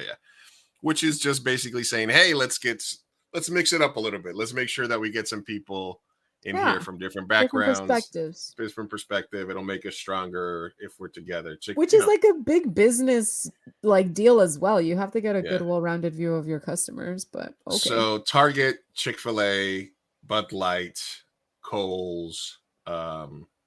Listen, man, they're gonna have to make a lot of time everything. to fuck. Yeah, and all these companies. And listen, they try to cancel the NFL. The NFL is not going anywhere. They try to cancel anything. Yeah, No. It's nothing has worked. Bud Light might work just because Bud Light handled it the worst, and Bud Light sales super tanked. Yeah. But a lot of the beers that they started drinking were also Anheuser-Busch products. Yeah, so it doesn't matter at the end So of the it doesn't day. really matter. At the end of the day, it's like whatever. So it's just been hilarious to see them all of a sudden like how It's so weird. I never saw them turning on like literally their own. Like Chick-fil-A, like I woke up and I was like, wait, am I allowed to eat Chick-fil-A now? What? That's weird. But right now there's such a religious company that I'm like, I don't know why y'all are mad at it. I mean, sure they want to be diverse, but that's bare minimum. That doesn't have to do anything with me. They still are the devil. I don't know what you're talking about. And this next song is called Chick-fil-A Makes Gay Sandwiches. And listen, for a while, I love that. For a while, I'm like, I know a lot of gay people that feel bad when they eat at Chick-fil-A, but they'll still eat it, right? Yeah. When there's a lot of people that are allies and they'll be like, fuck it, I'll never go to Chick-fil-A because of My their brother stance. But comes home with Chick-fil-A and he'll be like, sorry. Yeah. I'm like, okay. And it's like, and honestly, I don't give a fuck about the corporate because I know you're a corporation. All you give a fuck about is money. Make a quality product, keep your fucking politics to yourself. And if I enjoy your product, I'm going to do it. Right. If I never have to know what your shit, this whole thing about we need to know what everybody like maybe like IBM, like Coca-Cola, like all these other companies that had dealings with the Nazis and stuff that are like now is like, it's I don't know. I don't know that I agree with that. I think I like to know. I don't like how much time is taken from my social media feed because everyone gets like mad and up in arms about it. I have no issue with Chick-fil-A nor anyone being religious. Yeah, no, not at all. Go be religious, do whatever. But that doesn't mean that I have to support you, and that doesn't mean that that people on the right are gonna, have backlash or not, etc., etc. My thing is, I do enjoy the transparency, just for my own purposes, but I also don't go off on Twitter and go crazy and do all of these like fucking like rage bait reactions that the right does. So I don't know. Like, I don't care to hear how they feel about Chick-fil-A today, but I do want to know. I want to know. They want to support Raising Cane's now, and this is a picture of Raising Cane's doing Pride Month. So it's like, listen, dude, man. Yeah, just like choose whatever way. I don't mind. Yeah. Let me know what you're for. I'll either take the time to support or not, or I'll feel guilt or whatever. But it's one of those things where it doesn't matter to get you enraged. There's something mentally wrong with these people that they're getting enraged over something so stupid. Capitalism at the end of the day does not care about your feelings, does not care about your well-being, your health. It does not matter in policy. Okay. Target doesn't care. Target doesn't care. Chick-fil-A doesn't care. Like, Bud Light doesn't care. If I eat a Chick-fil-A or I don't, or I make that choice, I silently do so. I don't have to be bitching and ranting and judging other people for doing it or not. So the right really being like the actual true fucking like snowflakes is really just hilarious how juxtaposed it was to, back to when they were like laughing at the SJWs and stuff like that. I'm like, you became the SJWs that you hated. Like, shut up.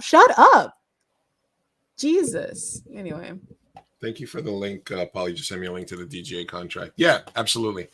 Yeah, let me just go back here. Thank you, everybody that's tuning in. Thank you, Karina. Yeah. Thanks for Karina for coming out the other day to karaoke. That was fun. Binzinger, I'll only support Latino entertainment if there's more variety in Latino entertainment. Well, the thing is, it's hard to get one without the other. It's hard to get the variety out there without the support. Yeah, we have to support what's out there now. To support what's out there now, because like I said, the main point that Eva said and that guy said is we don't have the ability to fail.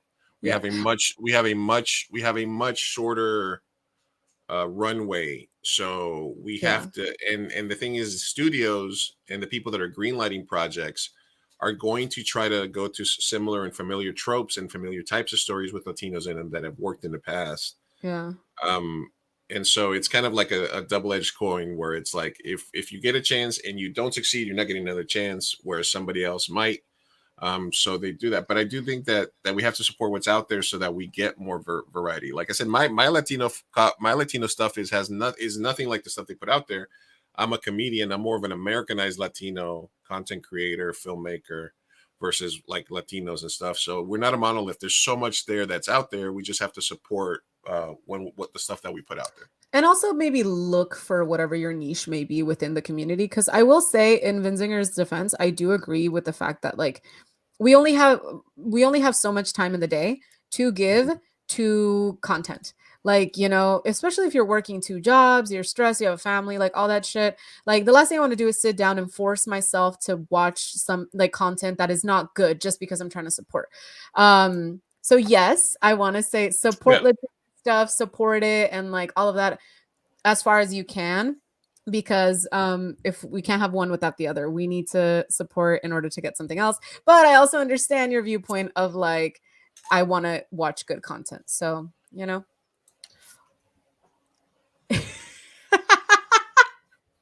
Wait, what is it? What is this referencing? I don't know, because I said I don't know. I'm a funny guy, I guess. I'm sorry.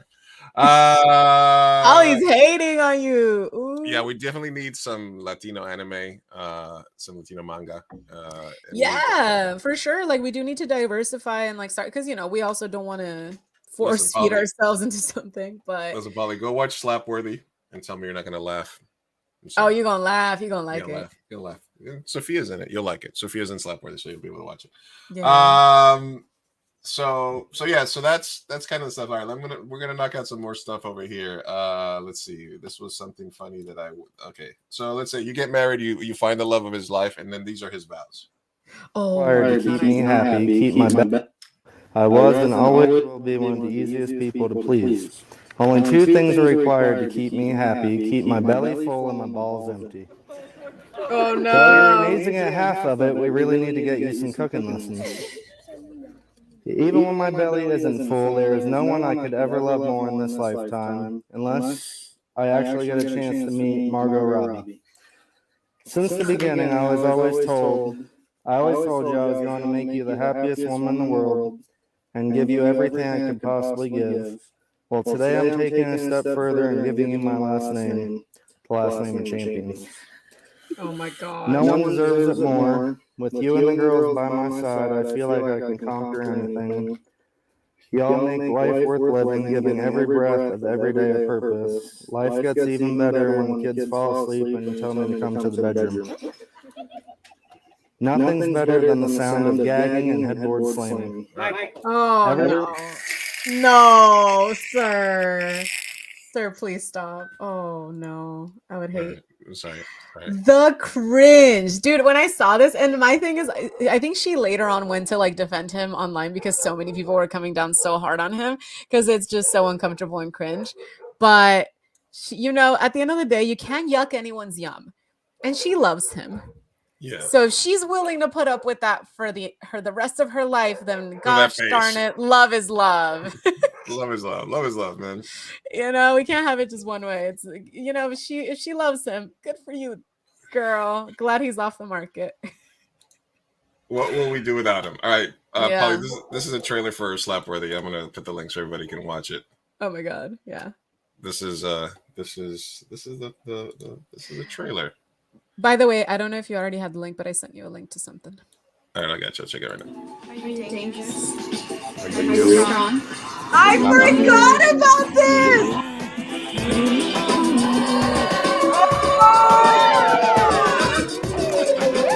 Wow, this was so long ago. Are you brave? Bam! Are you thirsty? Are you sweaty? Are you Dude, speechless. I forgot we did this. Wow, you unlocked a memory. That was Polly's old. He'll remember. The CK1 commercials. That was such a fun show. Oh The my gosh. CK1 commercials from the early 90s were like this. So, and then here's I'm gonna link You this wanted to a CK1 inspired commercial. I'm gonna link this here to the to the chat in case anybody hasn't seen Sophia's acting debut with 2 a.m. Burrito. That was my first ever. Yeah. In general, that was my first film, I think, ever. Yeah, that's the link. This is our first comedy. This is one of the first. Dante. Dante. There's a lot of cool stuff here. Wait, is this the whole movie? Yeah, this is the whole. Oh, okay. Yeah, I was like, what the fuck? This is a very available free on YouTube. Go watch Slapworthy. YouTube, yeah. Sophia.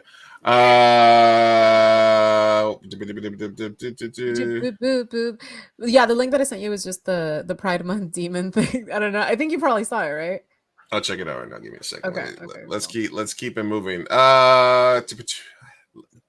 Vinciger, you are way more versed in like Latino anime, and like I'm out of my element. I need to learn more about it. So if there's stuff that I should be watching, send me some links, man, or post some links. I'm all about it because I remember watching. I love watching like The Simpsons in Spanish, and I remember Rama and a Half, Rama y Medio. I used to watch that anime in Spanish in Colombia a long time ago. So okay, I'm all about that. I'm all about it.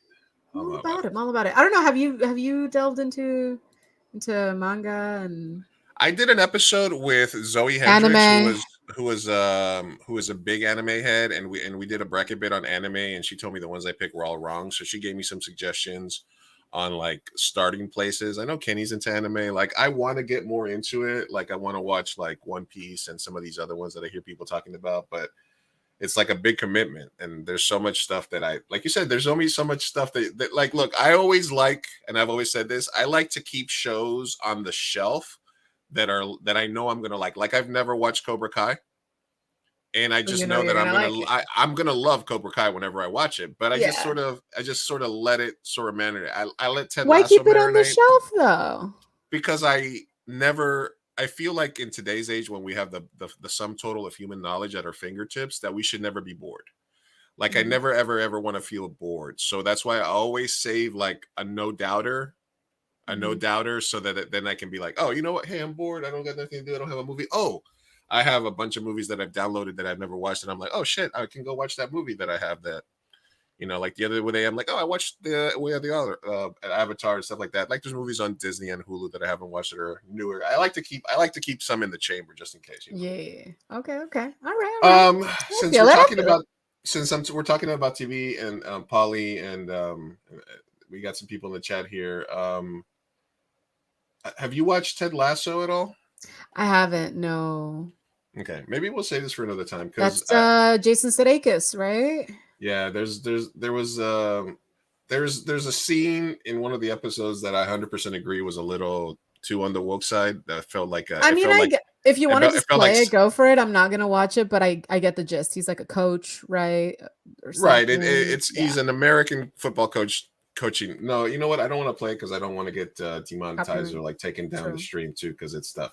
But basically, there was a scene in the show where in the locker room, basically they dealt with a lot of elements. They dealt with a lot of elements of like of society. Like there was a gay player on the team and about the team supporting him, and then there was a person associated with the team that had like the fappening, like had some of their sex videos leaked. On stuff like that, and they had this conversation in the locker room between the players on the team where they were basically like, oh, whenever I break up with a girl, I let her go through my phone and delete all the pictures she wants, and then like, no, like when she sends you a video, it becomes yours, right? So I can do whatever I want with it. And then the other people were like, no, the rules are sort of murky about that, but blah blah blah blah blah. And then the team captain is like, all right, everybody grab your phone right now, take it out, delete every picture, every like titty picture that anybody's ever sent you. You know what I did? Yeah. But and I sort of understood where they were coming from and trying to raise that topic, but the whole scene played like I'll paste the link and things in case people want to comment it or if you want to watch it on your end. Yeah, I'll watch it. But basically, it felt like It felt like Adult Sesame Street for a little Oh no, where it's like we're gonna talk today about racism. You No, you no, get yeah, a, no. you get a big topic, but We're- you kind of like talk down to the audience. We're talking news. Yeah. You know what's it? You That's know it. what I mean? Because it was What's basically all ethical? about Consent is good. yeah, exactly. Yeah. So I sort of felt I'd like to see if anybody else watched that episode if they had some thoughts on it because I love the fucking show and Ted Lasso is a show where it's like there's not that many plot twists in terms of anything like that, but it's definitely a feel good show. Which is weird because I've grown up on The Sopranos, The Wire, Succession, Barry, all these other great shows that are sort of very dark, and Ted Lasso is like the complete antithesis of that. And I can't explain it to people other than it's a feel good show, but it's really well done. Office or something? Well, The Office, yeah, but The Office You don't also watch had any other feel good shows? no, but The Office was a feel good show, but there was so much Michael Scott cringe that it was kind of like. That made it dark for you.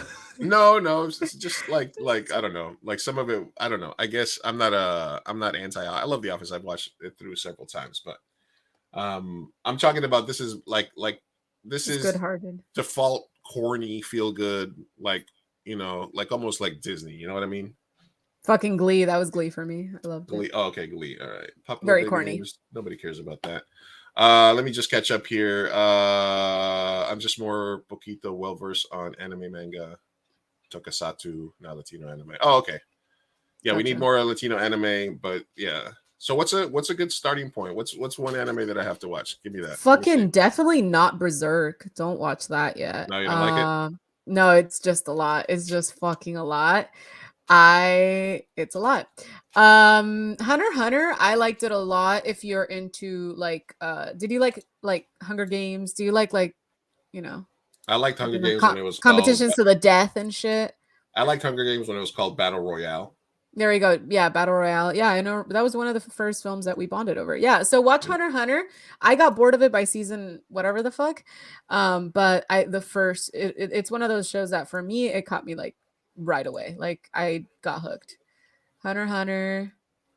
What else? There's a lot that other people will tell you that I have not watched, like Attack on Titan. Yeah, Attack on Titan and One Piece are the ones that I definitely gonna have to watch. There's another one, Inuyasha, something like that I've gotten recommended a billion times and I haven't watched it. But that's because I shelf everything. Like literally, I just watched Elvis and All is Quiet on the World. All is Quiet on the Western Front. Yeah, and that was only because I was forced to watch movies on a plane. But I did listen to an audiobook. Polly's gonna be proud of me if he's still here. I listened to Aristotle and Dante. Fuck, what's the full title? Something about the secrets of the universe. I listened to the audiobook. It's so good. I have to get the full title because it's that good. Okay. But this is the story that I mean, Eva Longoria calls out Hollywood a white milk and director and blah, blah. This is the kind of thing. So her and the co-star from the movie both made the same point. Oh yeah. All right, she gets it. I want to bring this up because it happened. There was a Love Thy Homie event last weekend. I couldn't make it because it was the singer of POD. There's a bunch of people. It was a really cool event here in San Diego for Love Thy Torres family. We had Mr. Torres on the show when we did our episode. He's the person who does the toy giveaways in Tijuana and Rosarito. And his wife is battling through cancer. So they did a Love Thy Homie event, and they've set up a GoFundMe for their post-cancer treatment needs. It is one of the, I wasn't able to make it to the event, but I will be making a donation to this GoFundMe because they are really cool people. So, he needs your support. So I did want to just go ahead. Yeah, well, I just wanted to say, and they do a lot of good things for like society as a whole. So they're the kind of people that if you're gonna give back to anyone. Yeah, absolutely. Like Love Thy Neighbor, you can look them up. They're a nonprofit organization. They literally, and we had a whole episode where we had him on talking about it. They do help a lot out in the community, and they also do a huge like thousands of toys drive, and they go to the poorest neighborhoods in Tijuana and Baja. And they sit there and there's lines of people waiting and they make sure every kid gets a toy. They do a lot of good. So I'll copy that and paste it as well in the comment section for anybody that wants to give a couple of bucks. I'll be donating because I couldn't make the event. So I'll be doing that. But wanted to give them and the Torres family a shout out. They're in our prayers, in our thoughts, sending positive energy, all that good stuff. Yes, much love. Knocking the rest of these things out. Let's see. What do you want to see? Goddamn. You want to see podcast or you want to see a prom fail? Prom fail. Prom fail. Let's do a prom fail. All right. I have a question here. What's the best pickup line you've ever had? Maybe we'll save that one. All right, let's see this one.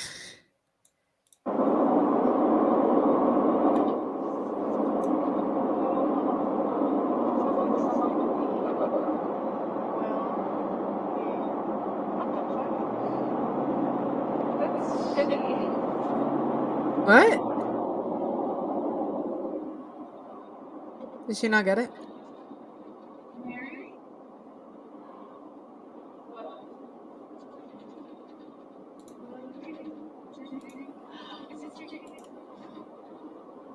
Wait, what? So basically, he took out signs and said, "Will you marry me?" Just kidding. Go to prom with me. Go to prom with me. Yeah, okay. She said that's a shitty way to ask someone to prom. Whoa, what?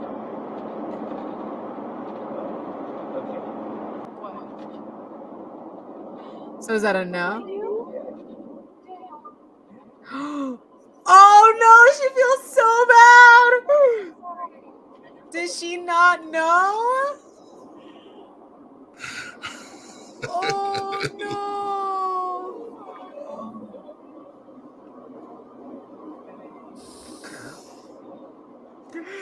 Oh, I would feel so embarrassed. Oh no, foot and mouth. That's a shitty way to ask somebody to prom. Funny you should say that. Yeah. Oh my god. Oh my god, this is so. And now it's awkward because now she's guilty and he feels weird and he already forgave you, girl. Just give him a blowjob. I don't know what to say. Yeah. Head while I'm driving. I don't know what to do. Release some sexual energy in that car. It's okay. You feel guilt. That's good. I thought she was being a bitch at first. I was like, wow, ungrateful. Okay. She didn't know. It's like there's a scene in a movie, I forgot which movie, but they get the ring in like the champagne glass and it's like, will you marry me, whatever the fuck, and they're like, wow, this is like, somebody said like that's such a shitty way of asking someone. Oh, the table next to them gets it and then they're like, and they have to take it away. Oh yeah, anyway, whatever, same deal. It's very awkward. Yeah, same deal. What would you do if you were the guy in that situation? I wouldn't ask the girl to prom in such a shitty way myself. You're so mean. You're fucked up. Listen. I don't know. I don't know. I'm not that corny. That was so cute. Wait, you didn't ask anyone to prom in a cute way? That thing wasn't. It wasn't a thing. It wasn't a thing. It wasn't a thing. Oh, it was like full on marriage proposal in my day. Like you needed to make it beautiful and amazing. I got a guy that came to my door with like a big ass sign and his friends, and they stretched it out and flowers, and it was beautiful. Oh yeah, did you go? Hi. I did. Yeah, I was super happy. I was like, thank you. It's so cute. Yeah, it's cute. No, I don't think it was a thing. It wasn't a thing. Plus, I went stag to the prom. I went with like a limo with some friends. We didn't. Yeah, we got a party bus, but I mean, everyone had some. You whatever. Whatever. You gotta think. That's fun. You gotta think. All right, here. Let me pull up what you sent me here. Give me a second. Oh yeah, it's pride related. We had to talk about it. Do you think it's now, or do you think we should save it? I mean, we're gonna keep doing pride streams, more pride topics throughout the month. All right, we'll do it next week then. We'll do it next week. Yeah, we're short on time. I'll bookmark it here. Yeah. Do we have any anonymous ways? Let me pull this up. I'm clearing out a couple of things. Because if we do not, what? I need to pimp out the link a little more. Oh yeah. Irregardless, you should. Irregardless, yes. Irregardless, you should do that. Also, on the topic of the book that I mentioned earlier. It is Pride related. It is amazing. Polly mentioned because they're making a movie. Lin-Manuel Miranda, I believe, is directing. It's called Aristotle and Dante Discover the Secrets of the Universe. So good. Please read it. So good. And it's just like also like not only on the LGBTQ topic, but also on just like two Latino boys discovering like just growing up and with parents like from Texas, and like the dad has like PTSD from war and just like the Latinidad, and it is so good and it's so on point. So What's it called? highly recommend. Aristotle and Dante Discover the Secrets of the Universe. Just put Aristotle and Dante. I might have to check that out myself. Yeah, it's super good. I highly recommend it. I could send you my Audible link. I think it expires by the end of the month. I just wanted to read the book and I was done. So No, that makes 100% sense. Let's see. I was gonna try to pull up a picture of me and my prom tux, but I couldn't find it. Oh, well, there we go. I was gonna flex on you for a minute. Flex on you, the '96 style, prom style. Okay. In case you didn't I know. want to see. We'll find it. So this is an interesting story here. Eating disorder helpline fires staff, transitions to chatbot after they unionize. Right. Yeah. And then the eating disorder headline, the eating disorder chatbot began immediately giving like the worst possible advice, like triggering stuff on people, like responding horribly. I don't even know if this is real. Eating disorder helpline fires. Did they put like AI to like do the answers, and then they were starting to say like, maybe eat less? I don't know. Yeah, mix in a salad. Maybe eat more. I don't know. Eating disorder helpline disables chatbot for harmful responses. Every single thing Tessa suggested were things that led to the development of my eating disorder. See, that's what I'm saying, bro. Like, can't nobody take my job? All right, I chose the psych field. This is my last. That's the last career to go. Y'all need humans. All right. Pride movie. Okay, we have a couple of things. I'll knock these out fast. Pride movie recommendations by Beth Acomondo, who's been our guest before. Yes. Are there any? Do you have any? I mean, obviously, you love movies as well, but do you have any sort of pride or gay theme movies that you like a lot? Well, I would go based off of currently Aristotle and Dante. Please fucking read that. And then if you want to go back to like just like lesbian, like just, you know, classics, But I'm a Cheerleader is a good one. What is the one with Chloe Grace Moretz? She goes to Jesus, I was gonna say concentration camp. It's a conversion. Conversion therapy. Yeah, whatever that movie is. Chloe Grace Moretz, Conversion Therapy. Such a good movie. My personal favorite is I Can't Think Straight. Punny. Nice. And then what's that other one with the Game of Thrones lady? Hold on. There's another one. Hold on. Okay. Game of Thrones. Think about Lannister. Game of Thrones Lannister. What's her name? Cersei Lannister? Cersei Lannister, actress. We're gonna get Lena Headey. All right. So then Lena Headey did a lesbian movie. And it was really good.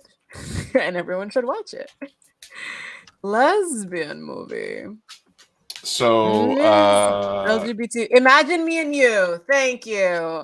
Those are just like classic rom-coms. The Chloe Grace Moretz one is a little more dramatic, but like fucking really impactful. And Aristotle and Dante, I would say it's impactful as well. Really good. All right. So I put the link in the chat. This is an episode, an article from KPBS from our own Beth Acomondo, who's been on the show.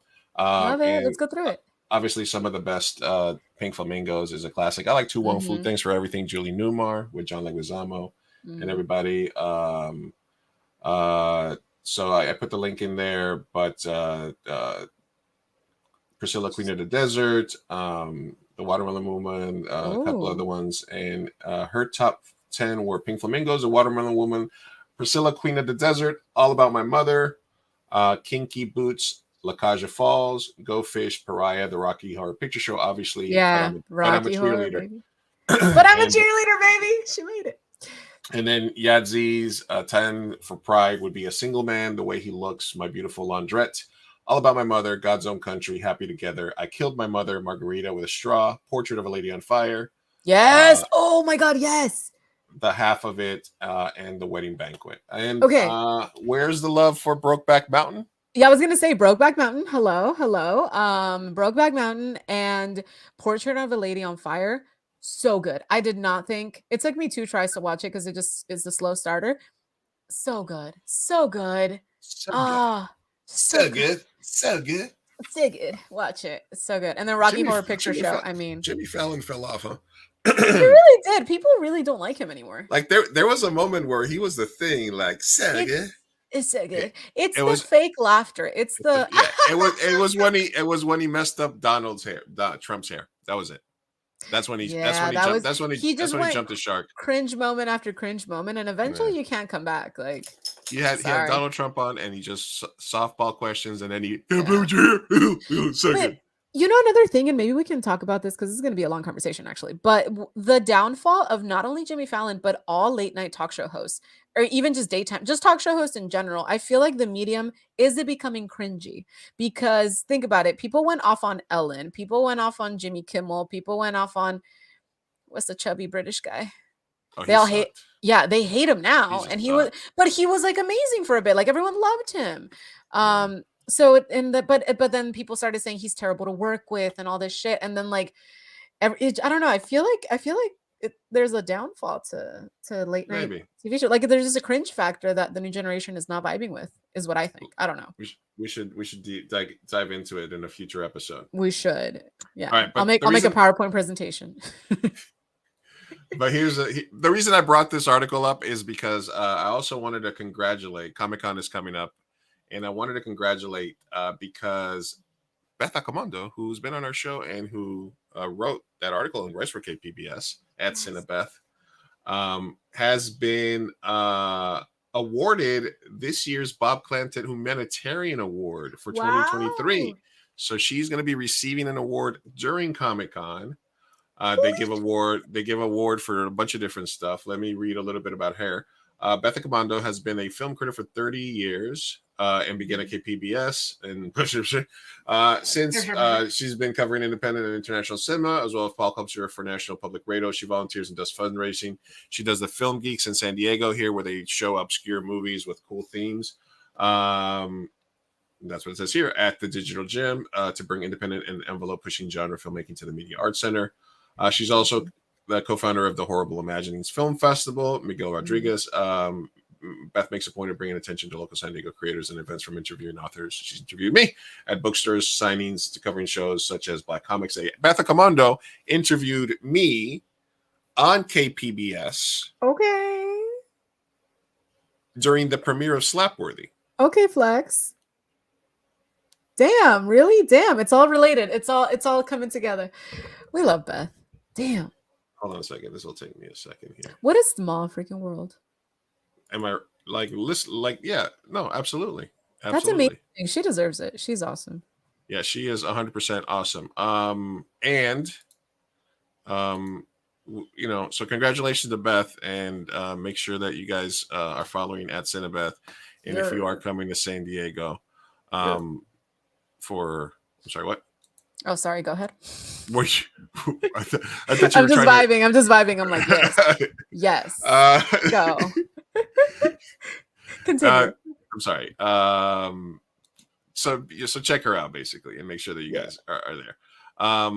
Okay. So I definitely wanted to bring that up as we crush some tabs here. Crush some tabs.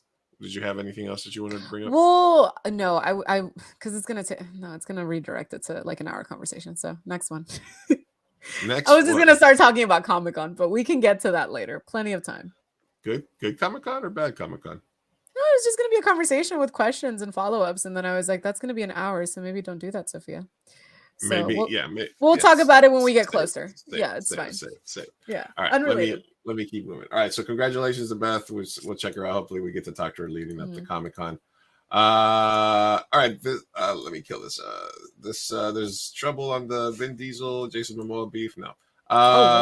Apple Vision is so $3,500 ticket to nowhere.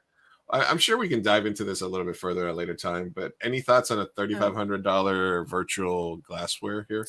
I don't think I fully understood the extent of its capabilities, but I am very interested to see where it goes because it is very expensive, but it's also an Apple product, and so I'm intrigued to see how if it gets normalized over in the future. But I can't imagine that it's going to be an automatic like everyone's going to have it type of deal. Like it's I like freaking this one. expensive. The Apple Vision Pro saved our relationship. He can watch Family Guy and play video games while he's having lunch with her. A little spooky, yeah. Some people think that one of the ways that it's going to do well is because if you live like in a tiny ass apartment, you don't have to buy a big ass TV. You can just buy this, and then it'll be the same as if you were watching a giant ass TV. I guess. I can't imagine it's good for your eyesight, though. Yeah, we grew up on Don't Sit So Close to the TV, so I'm kind of interested in how this is going to happen. Also, claustrophobia is a thing. Like, I don't know that I want to be disconnected that badly, but then again, if you've seen Don't Worry, Darling, like. All right, so there's a hack on how to spy on your ex's Instagram stories without them letting them know. No, don't tell me. What is it? I don't know. This girl.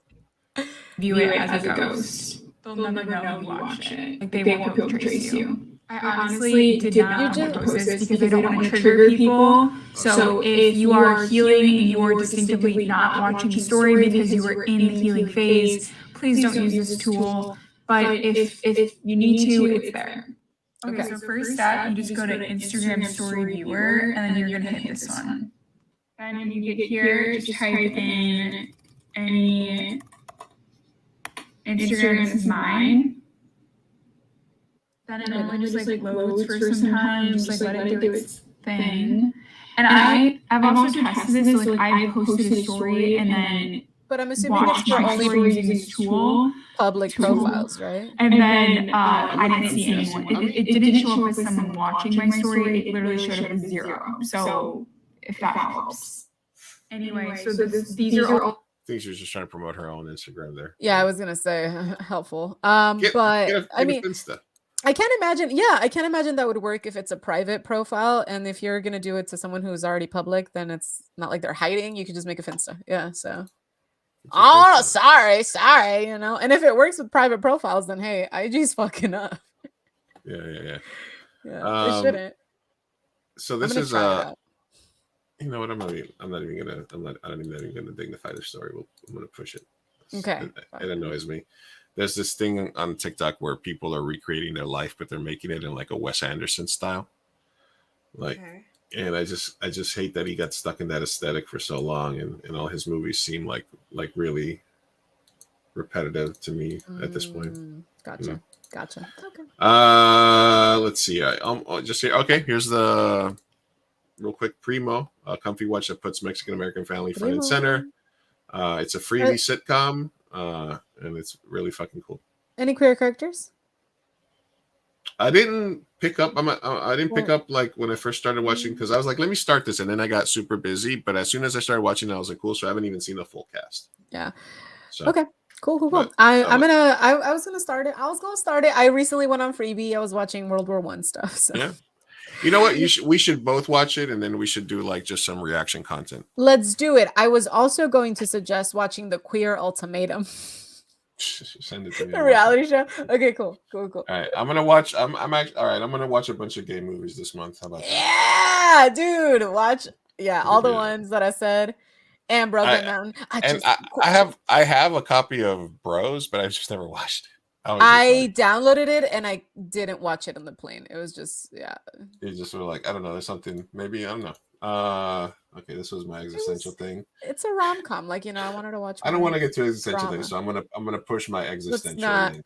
Nope. Let's wait until we have a 3-hour stream and then we can push it to the end. Our place in the universe will change. I'm just kidding. Don't even jump into it then. No, especially with what's going on in New York, we do not want to hear any of that. All right. Also, I'm going to share this link as well because our audio only version of the interview with Jose Montesino is there. So I'm going to put a link to Rico and Chico Animate Avengers, which was one of my favorite movies that I watched. It's a really cool movie. Go watch it. and the episode is live now. So even if you're watching this live, it would also help if you also were listening to the audio, or at least pretending to listen to the audio and following it. So put it on the background. Yeah, it's never when you're at work. Just, you know, if you miss a piece, don't feel bad about having to leave early. You catch up the rest on audio, right? So yeah, go just type in Mi Gente Show wherever you get your podcast. Sorry, brain fart. Not your fart. Loading. Buffering. All right. This is a little palate cleanser. I think I've wanted to play this for a while. I've had it saved, so I'm just going to knock it out here, just so we can laugh a little bit. This is William Shatner doing a voiceover thing, and some of the outtakes when the engineer tries to give him directions. Okay. This is William Shatner, and I would like to invite you to take a journey with me into the 21st century. So take the next few minutes and listen very closely. You'll be amazed at what you hear. Okay? Can there be a little more excitement in the beginning? Okay. All right. It sounded like really laid, really super laid back. Well, I'm saying, okay, I'll try and do that. Let's do take two. This is William Shatner, and I would like to invite you to take a journey with me into the 21st century. So take the next few minutes and listen very closely.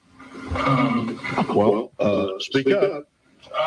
And maybe you better do it the way you hear it. Tell me, do it for me. No, I mean, just go ahead. This is William Shatner, and I would like to invite you to take a journey with me into the 21st century. So take the next few minutes and listen very closely. You'll be amazed at what you hear. Is that the way you'd like me to do it? Okay, ready. This is William Shatner, and I would like to invite you to take a journey with me into the 21st century. So take the next few minutes and listen very closely. You'll be amazed at what you hear. I mean, he took his That notes. is passive aggressive. He did take the notes. I think that came pretty close.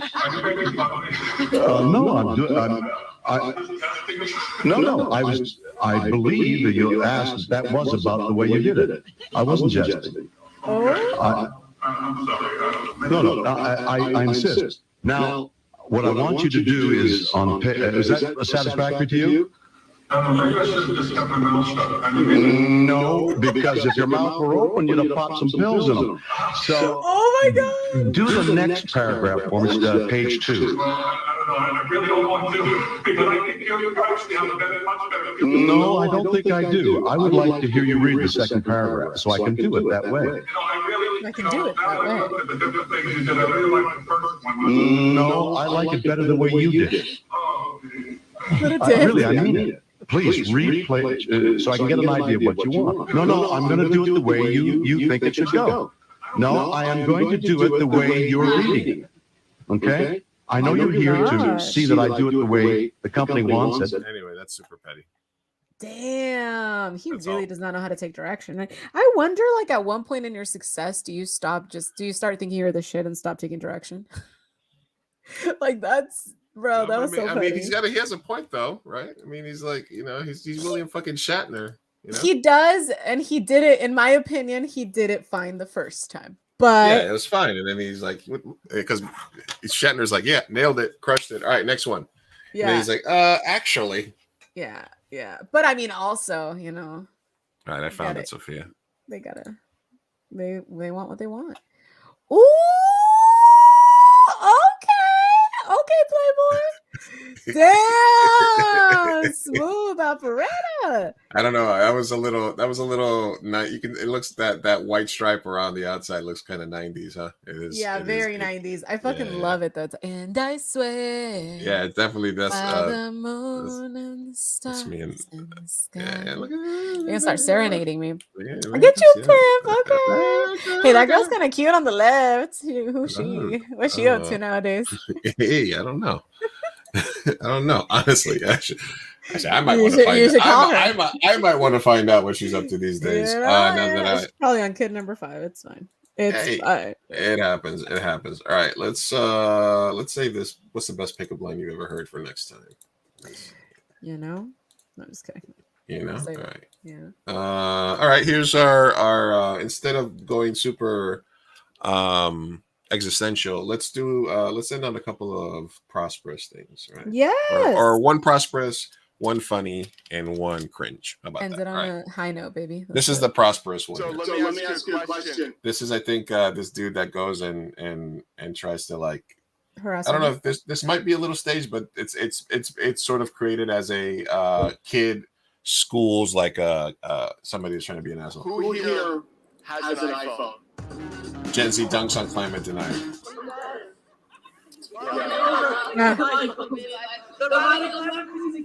I totally get that you're trying to make people feel bad about their individual actions, and I do think there's a lot of individual responsibility with climate change, but what we need to be focusing on is empowering individuals to then mobilize communities and enact systematic reform and policies. I don't think shame is a motivator for saying, oh, you can't have an iPhone, oh, you need to be vegan or vegetarian. Whatever individual action empowers you to feel more sustainable and healthier, that's amazing. Yes. Do that. Don't put too much pressure on yourself, and then use that to form empowered communities that are going to enact sustainable and empowering and important legislation and policy that we need currently. In general, shaming people in the climate movement, whether they have an iPhone or what they're eating or what they're doing, is kind of a no-go, and it's not super cool. So let me ask you a question. Can you pause it real quick? Okay, so I recently read a book called On Fire by Naomi Klein. Naomi Klein is one of my favorite all-time activists.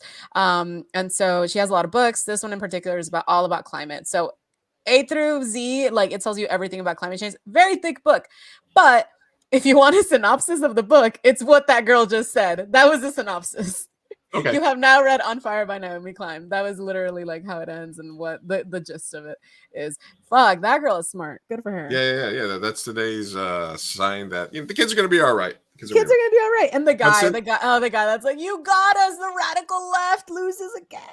Yeah. The kids are gonna be just fine. But since this is Twitter, like, well, no, we're not, because climate is irreversible, the damage. But they'll be fine mentally. So this is Twitter now. Just to give you a quick what Twitter's like. So all right, so it's a cool video, activist, right? So the algorithm is like, okay, what should we put at the top here? So if you get a comment with a lot of likes, you're gonna rise to the top, right? So the first comment is like, "Oh, my partner watched this last night. They did amazing. Restored some of my faith in humanity. I'm so proud of these kids." Right? 159,000 impressions, 5,000 likes, blah blah blah. Oh, yeah.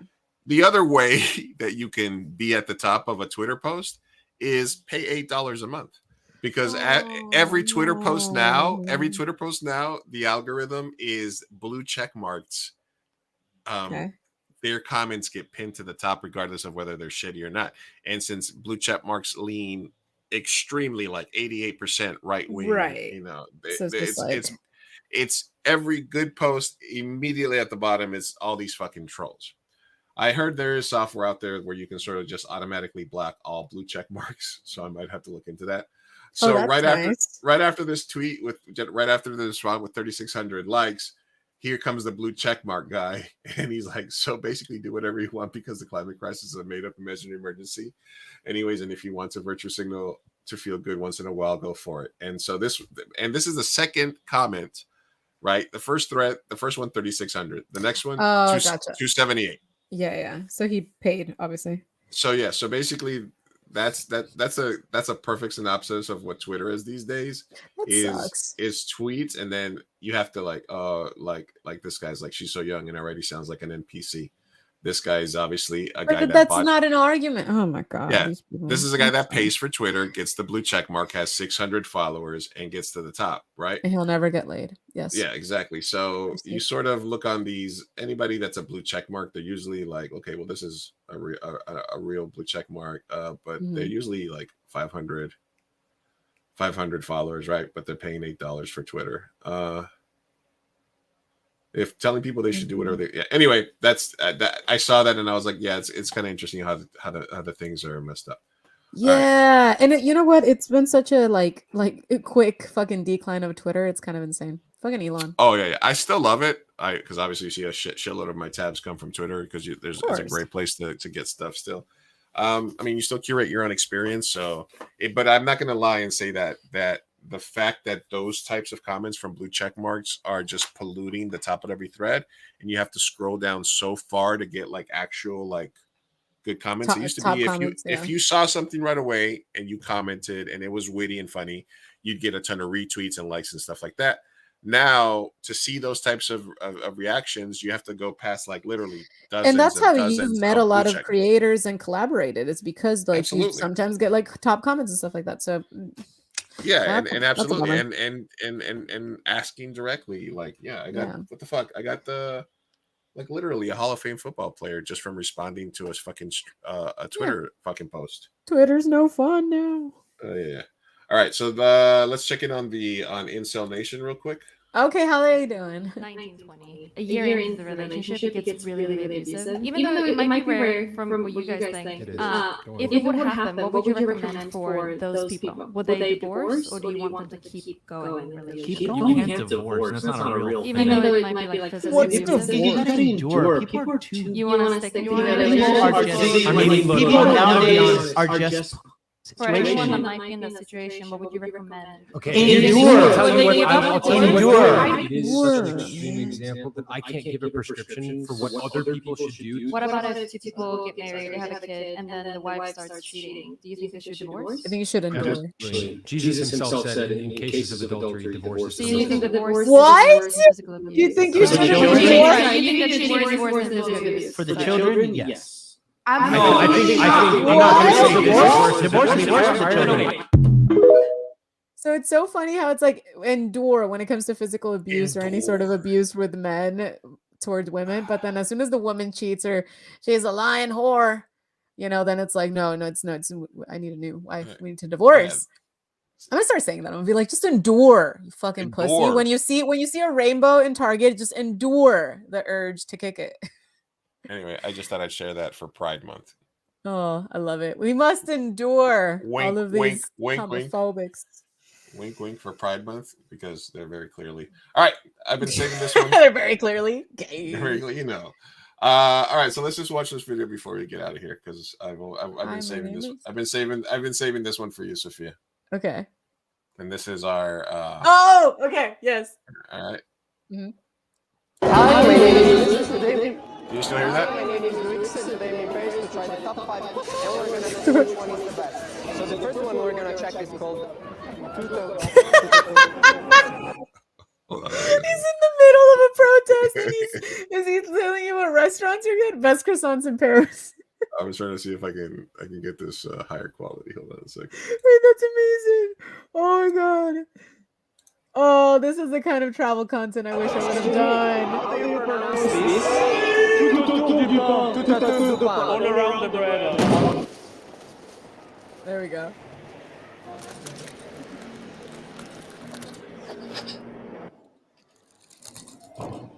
It's very cute inside. It's cute and little. They offer some coffee from the coffee machine. It's not. I do not recommend the coffee they serve, but let's try what we're here for. So the croissant, €1.50 with the inflation and everything. It's a good price. The croissant is lovely. Looks like a typical croissant. Beautiful croissant. Flaky. Okay. It doesn't look that buttery.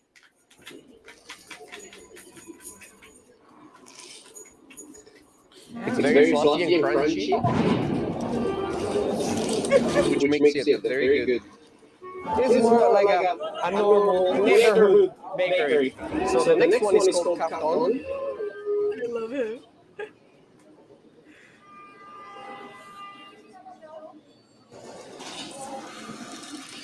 Carton. They look like they know what they're doing. They like to flex their achievements, rightfully so. For now, they're the best looking. The best looking ones. Oh. I did not think it was going to be this helpful. I actually kind of want to go these places. This one is the most filled with air. It's got 1.7 million subscribers. I'm pretty sure that happened pretty quickly. Yeah, what the fuck? Very good. There's many layers. This has almost the perfect shape. This has to be in the top 3. Hands down. Did he just pop off? Like, the Instagram followers counter. But here is not that. I mean, there's a Subway. There's a pub right here. There's a Popeye's chicken. There's a what? And usually in Europe, where there's a train station and a McDonald's, there's no good people. It's very hard to find good quality in an area like this touristic, you know? So it's good that there's a place like this. The next one is called Storer, and it's the oldest one. Storer. It's probably the most antique one we're trying today. It was founded in the 1730s. It's pretty classic. Looks very buttery, not that flaky. See, it doesn't lose too many flakes. Ew, I like the flakes. I'm sorry. Oh. It's very thick. That's the thing. Very buttery, very tasty. I don't want to say I'm disappointed with the Storer one, but it's the most normal one. I mean, Literally shit on fire. The texture, Literally shit's on fire, and he's reviewing croissant. The location, I mean, it's pretty unique. 300 years old, but the area is very touristic. So it doesn't look like a place where you would go on a daily basis. It's more of a historic place. Yeah, as I said, this is not the most interesting one because it's a little thicker than the other ones. It doesn't have all those layers that the other ones have. But it's still very good. It's a little croissant. I love it. The next we're going to visit is called Dupan des Idées. So now we're up in Dupa des Idées. Very cute, very old. It looks like a jump in the past, you know? So the inside is very 1900 Liberty style. So let's try this one. This was a little bit more expensive. Many croissants did you have in a day, sir? Oh, that's way too thin. I don't It's flaky, like it's supposed to be. In Uruguay, they make some like those, but they have like powdered, they have sugar on top of it. You know, pan dulce. It reminds me on how not perfect the pizza napoletana. You know, it's not a perfect shape. And this is the same. The crazy part is I really didn't think that it was gonna be a solid like actual video. You could definitely informative, you know?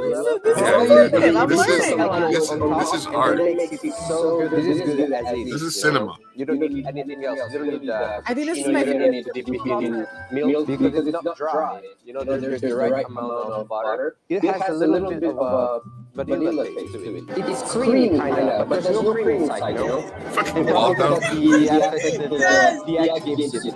Position is amazing. It's so messy. The I'm liking this video. to know when you have a croissant, they come to you because they know there's going to be crumbs.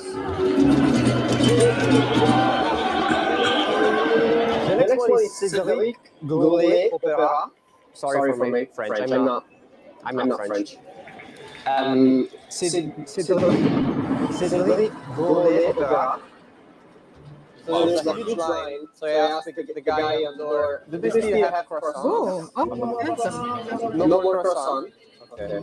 They said to come tomorrow morning. I'm not gonna come tomorrow morning. They finished all the so we left. Me the whole We're time. not gonna know how to place them in the I'm not rain. coming back. Too much work for a croissant. I cannot judge it. So it's gonna be a question mark. I don't know. It's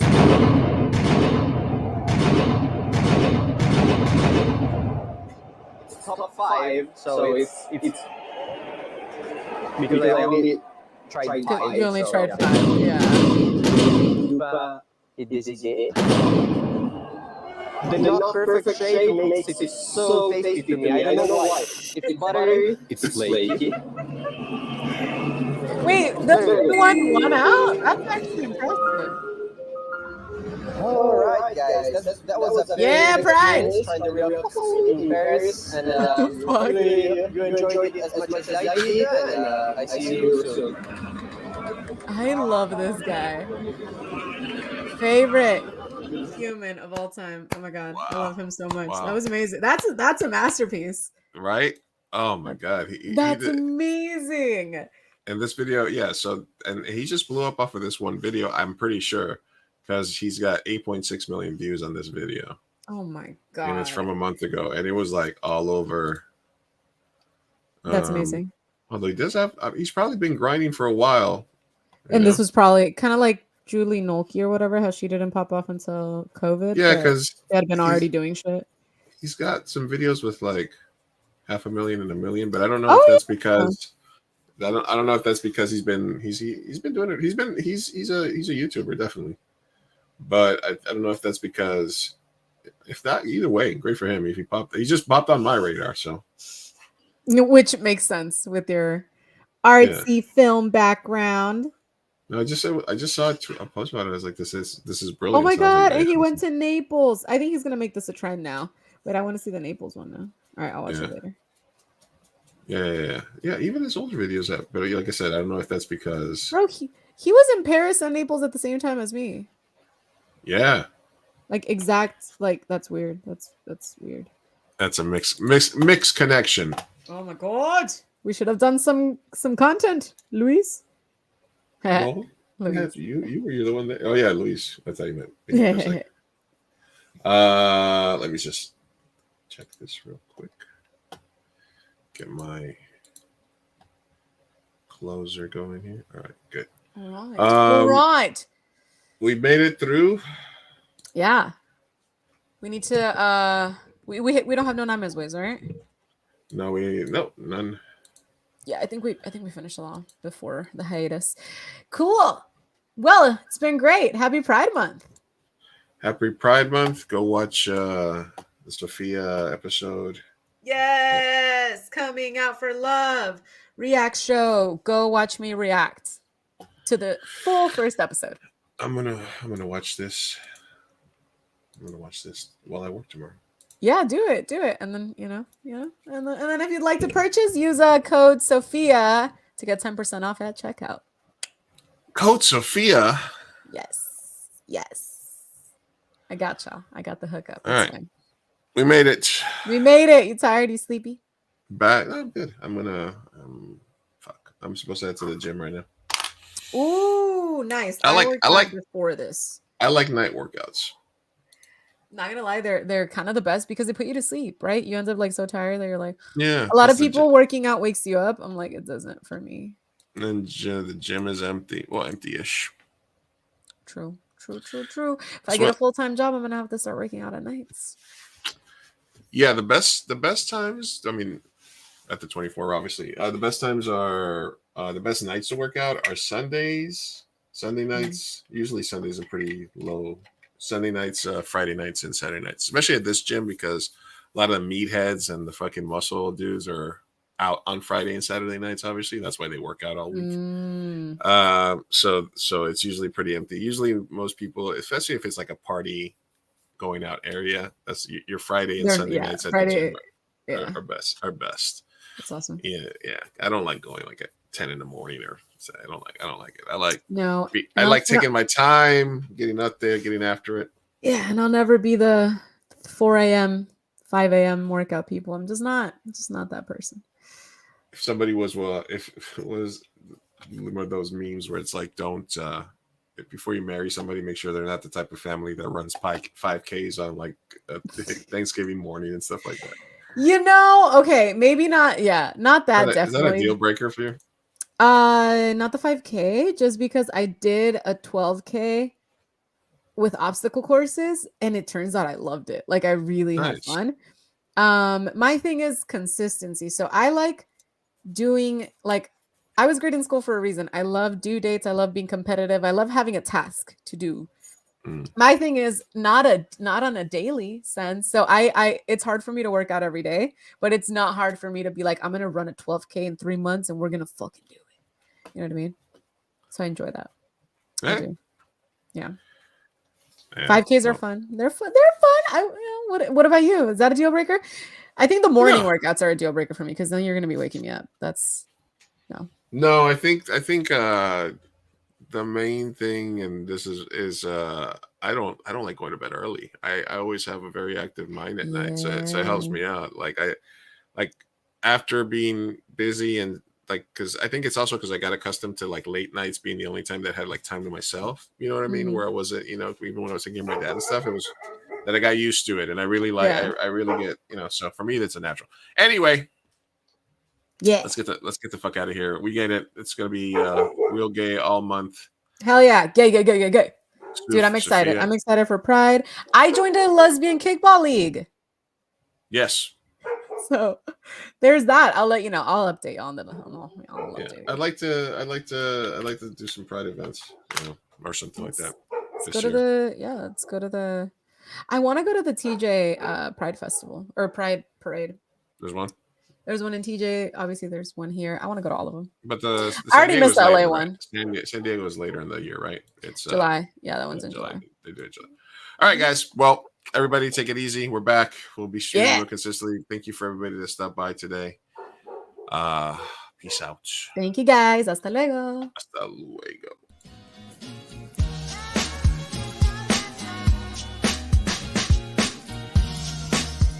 Vamos, papá, hay que irnos. Me estoy aguantando desde que pusieron el domo. Puedes esperar. Muchas personas trabajaron en esta película y solo quieren que te aprendas sus nombres de memoria. Y yo quiero asegurarme de que ningún animal resultó lesionado durante la filmación de esta película. Listo. Uy, palomitas en el suelo. Esperen, parece que Maggie tiene algo que decir. Pero es su primera palabra.